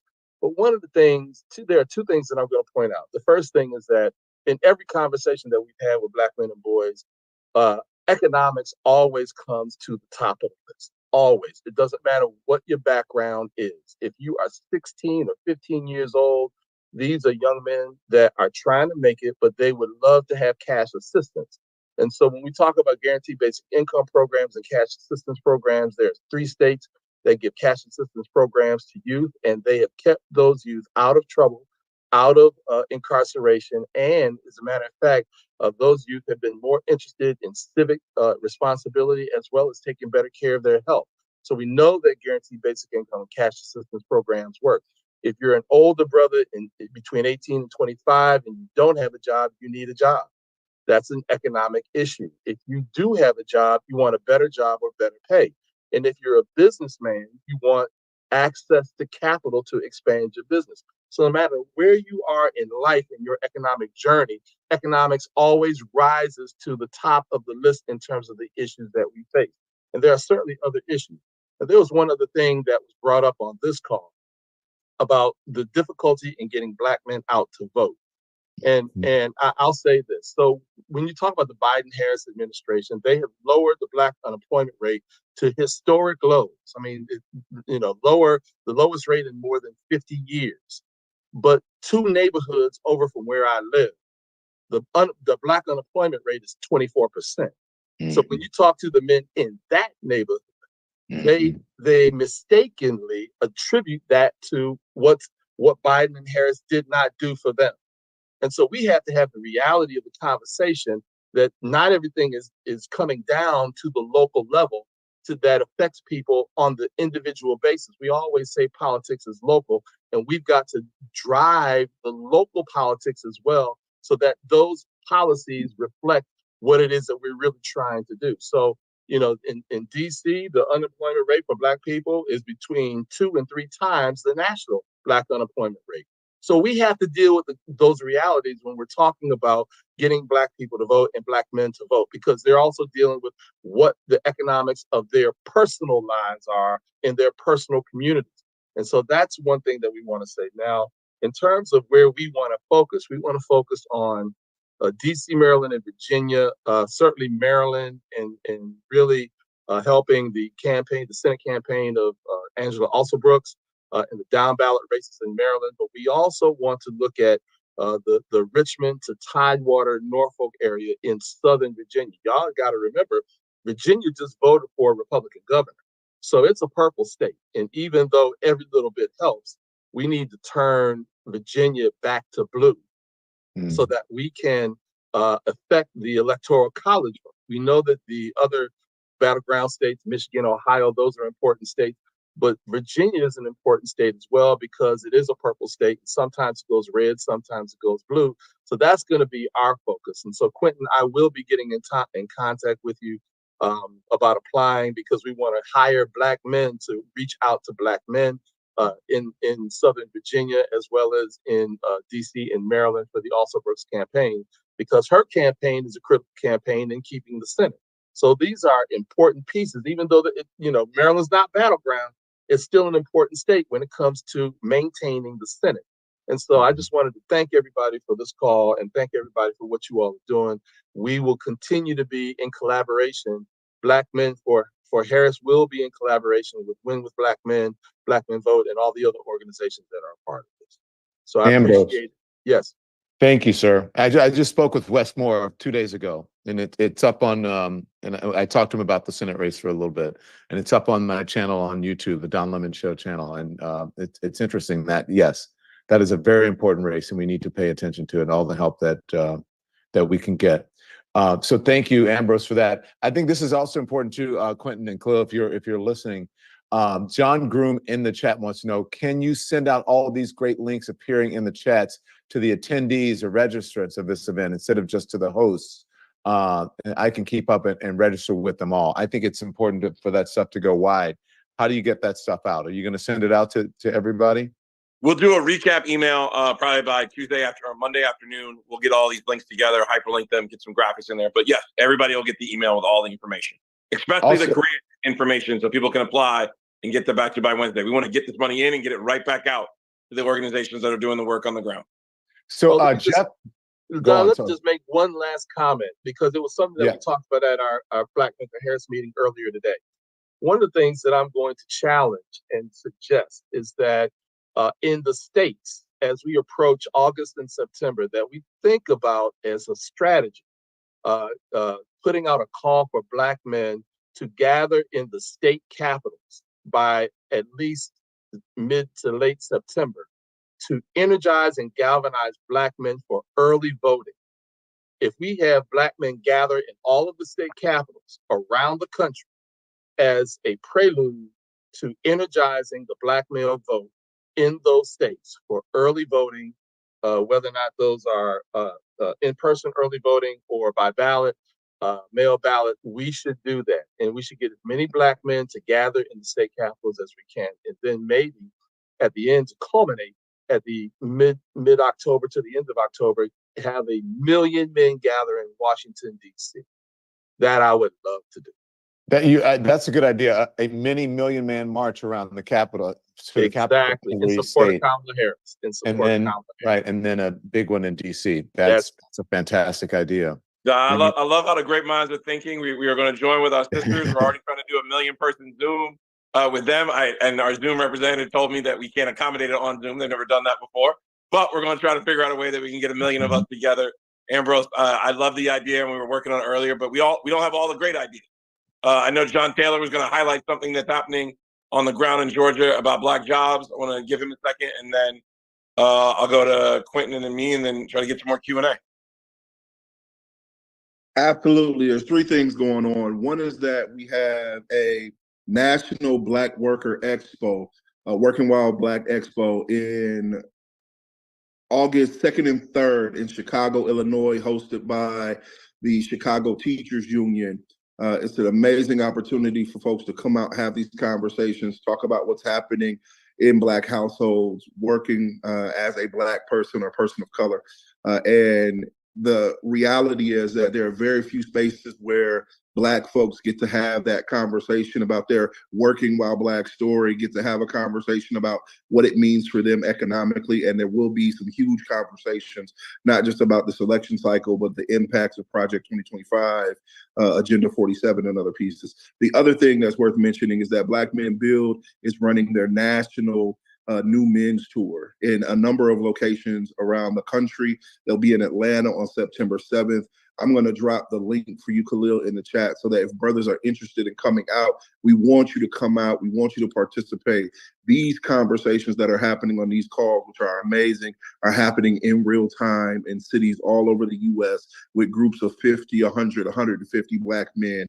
We're seeing it. We're watching the shift happen, and we're proud of it. So we want every brother on this call to be able to tap in, not just to join the conversation, but to have your voice actually be heard and be part of the solution. Yeah. Khalil, I got to say, that was a very good idea, because this election is going to be really about turnout. And every pollster and every focus group person I speak to says they're concerned about new people coming in, right? There's a lot of enthusiasm, but the real difference is going to be getting new voters to come in to support Kamala Harris in order to get her into office. You heard what Terrence said about white men and about white Christians and older Christians or whatever, older people supporting Joe Biden, and those people may not turn out for Kamala Harris. But you're gonna, if there's an issue with Black men and disinformation, I think getting them together in as big a group, small groups, and then as big a group as possible, I think that's actually a brilliant idea. Yeah, we're going to try. We're going to keep it moving. Nano influencers, micro influencers. I learned that from Cameron Trimble and others. And Don, if you could you go to Reverend Stephen Green? I know he's got a jump. Yeah. He's been on. Just want to make sure. I didn't say, yeah, Reverend. Yeah, go Reverend Stephen Green. Go on. Wow, thank you, brothers. It is indeed an honor to be on this call. Thank you, Brother Thompson and Brother James, and to all who have been here. Don, thank you for hosting. I know this is a work of art. But I just want to say that from the faith community, we are just so grateful to be in partnership with this effort to mobilize Black men. And I would just ask that we all just tap into the Black men in our church, Black men in our communities who are a faith or part of members of the faith community. There's, as you all know, there's a strong contingent of our brothers who are a part of a sect, if you will, of Hebrew Israelites. And so we want to make sure that we have an approach to speak to brothers from all aspects of the faith traditions, from the Nation of Islam all the way to members of the Baptist deacons in our community. And we ground ourselves in a sense of purpose and recognize that this moment requires us to do justice, to love kindness, and to walk humbly with the Creator. Just very grateful to be a part of this effort and honored to be a part of this team of folks. I want to just say something that Brother Michael Blake and I, and along with Tamika Mallory and others, have been working on as a counter to Project 2025 is what we're calling Project Freedom. The website is ourprojectfreedom.com. It's a 17 policy initiatives that counter, if you will, the Project 2025 agenda that is aspirational and pushes us to the future we wish to create instead of the fear that we've been called to live in with Project 2025. So we invite you to look into that, to learn more about that so that we can begin to counter it, not just with trying to push back, but to really push for something. It was Mother Teresa said, who I will not go to a anti-war rally. I will only go to a pro-peace rally. So we need something that is not just anti, we need something that is positive, something that is aspirational, something that pushes us to the beloved world community. So very grateful for this time and looking forward to working together with this coalition of brothers who are on the ground and looking forward to continuing to build a coalition as we engage the faith community arm in arm in the work that we're doing. Thanks, Reverend Khalil. Don, thank you so much. And thank you for being our second moderator here. I'm trying to get some of the names are not there, and you know what I mean. So I hope I did okay. No, you did amazing. Tonight was great. I know we're rounding out the corner, and thank you to the faithful that are still on, all 1,600 of you that are still rocking with us this morning. And Rev, I know you're supposed to give the closing prayer, but I had to jump. I want to say that my pastor, Howard John Wesley of Alfred Street Baptist Church, we were finishing off this month in the Hour of Power, looking at Jonah and his road to Nineveh and back. And when God called him and gave him another chance, I think we all as a country have another chance to do right. We made a mistake in 2016. I believe we made a mistake. I believe we went down the wrong path, and we have the chance now, another chance to make the right choice and choose the right person to lead this country. I believe Vice President Kamala Harris is that person to lead us down that path, to get us this country back on the footing and continue on the footing that we are on with President Biden. I want to thank everyone who is here as a call to action to make sure you register to vote. If you are not, if you are on the fence about voting, you take the points and the policies and positions that we shared with you tonight. It was important that we had Terrence Woodbury, Terrence Green, and we had others here to bring the facts, because Brother Jeff Johnson and others to share what you have.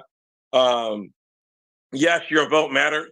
We've seen a 7% increase in voter registrations for African-American men since 2022. So the misnomer and the red herring that we're not where we need to be, yes, we could do better. Our sisters are beating us, but we have to not only increase, but continue to go farther. Again, it's winwithblackmen.org. We appreciate all of you who signed up, who sent questions.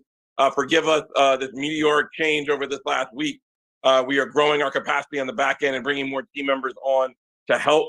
But we're not just a monolith here. We appreciate all the variety of thoughts. We've been intentional to have people that come from various different communities in our Black community. So it's not just our urban centers. We talked about last time, and Roland jokingly put on the cowboy hat. You might go to tractor pulls. You might wear J's. You might be out in the sunny side in California. You might be up in Maine. We want every Black man, or blue collar, white collar, or no collar, to participate in this conversation and be here tonight. I would not do this without the great thanks to my board, Brian Wood, Aaron Jenkins, who is my minister and friend, who's always there with me, Tommy Jones, Sam Johnson. We're really trying to make sure that we engage young Black men between 18 to 30. A lot of times we get the older heads in here who, rightly so, have a lot of knowledge that want to share, but we have young Black brothers who have a voice that needs to be listened to and needs to be heard in these spaces. And I would be remiss if I didn't say there are other groups that formed tonight. Africans for Kamala Harris, Veterans for Kamala Harris, Teron Sims, thank you for pulling that together. Black expat for her are coming together, as well as Caribbean Americans.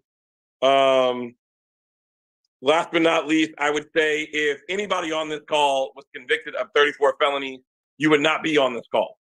You would be on lockdown, you would be in a Supermax prison, and you would not be moving. You wouldn't have a cell phone, you wouldn't be on Zoom, you wouldn't be communicating. So just imagine what that's like.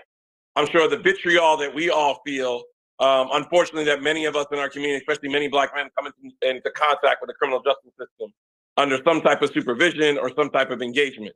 I don't wish to harp on that, but that's just the truth. But imagine if you had 34 felonies. Could you fly on a private jet to go get rallied? Could you meet with donors to give to your campaign? Could you take telephone calls whenever you want? Could you hug your family, see your wife, see your children, see your partner?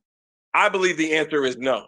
So then allowing that person to be hired for another job, because many of us, if we check the box for a simple weed conviction, would not be able to get a job. 34 felonies, and you can have the highest, most important job in the land for the most powerful country in the land, I think says something.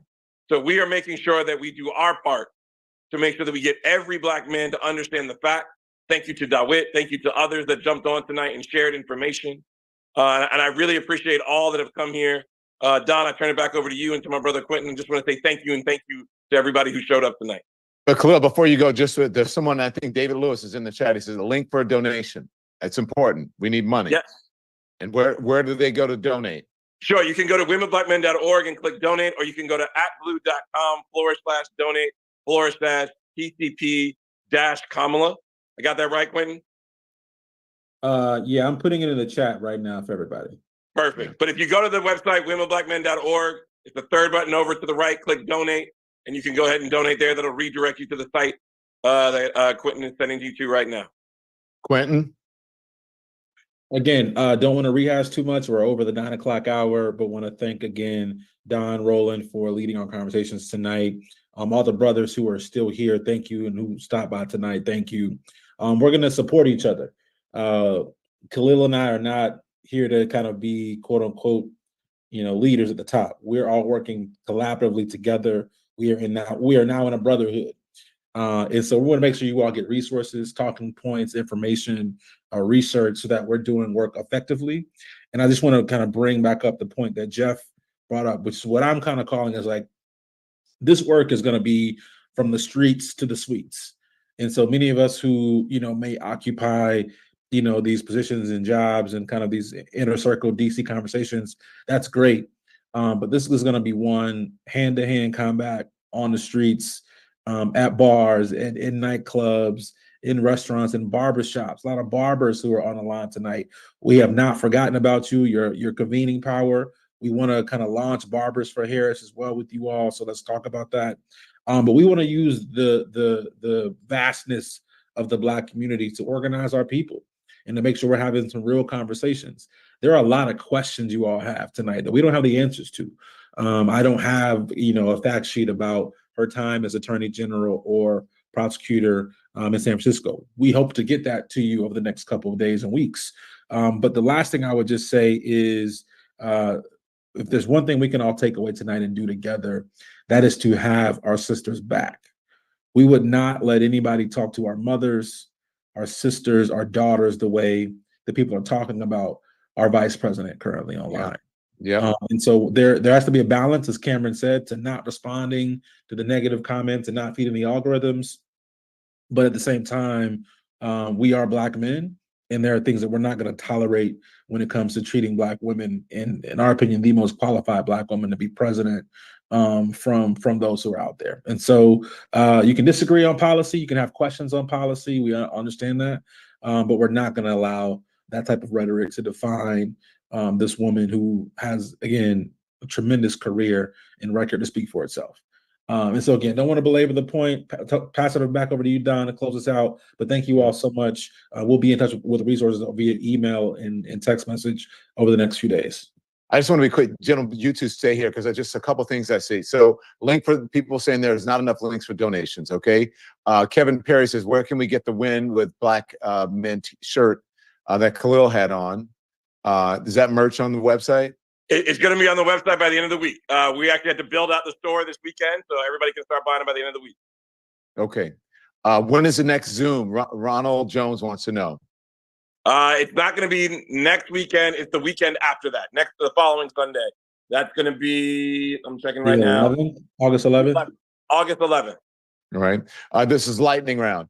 Hey, fellas, would y'all be able to get Black men like, let's say Lil Baby, Quavo, John Legend, even Common, to speak and help bring their audience to understand what's at stake and the concerns that they may have? I got to tell you, you guys can answer that. I was talking to Stevie Wonder yesterday. I said, Stevie, I would love for you and Kendrick to hook up and do, and sort of, do a higher ground and they not like us something to whatever. But how do you answer that? Are you guys trying to get that? Yeah, anybody, please DM us, reach out to us. We we want everybody to participate. So there's yeah, I can't think of the words right now, but a long day. But yeah, so reach out, please let us know. We would love to have anybody join us. Yeah, a lot of people are asking about the t-shirts, and I think the money is important. A lot of folks asking about Project 2025, and so they address that. And I think that's about it.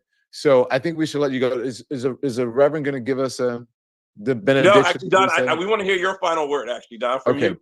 So listen, I want to say I'm happy to be in an independent space where I don't have to worry about the corporate overlords now, where I can stand up for democracy, where I can say who I'm supporting.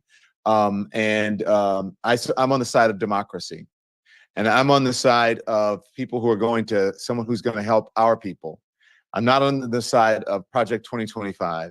I'm not going to pretend to put these two campaigns on equal footing and equal, at an equal level, because that's not what it is.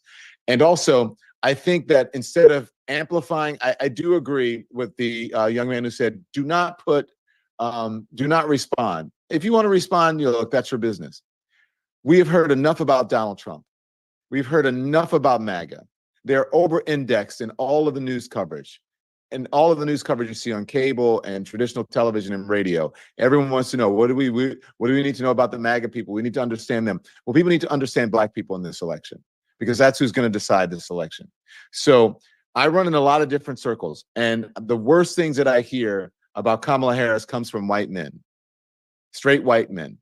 They can't really explain why they don't like her. They just know that they don't like her, and they send out the worst memes about her, say the worst shit about her.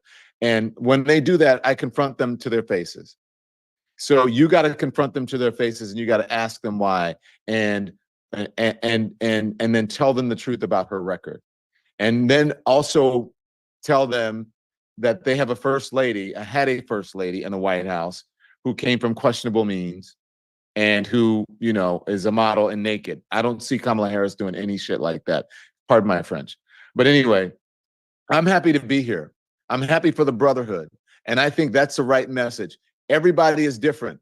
We got straight brothers, we got gay brothers, we got light skins, we got dark skins, we got educated, we got non-educated, we got blue collar, we got white collar. We're all brothers. We're all Black, and we're all rooting for the same thing. So we have to be on the same team this time. No dissension. So anytime you guys need me, I'm here. And I think that should be our message and our mood moving forward. So thank you guys for allowing me to do this. And I so appreciate what you're doing.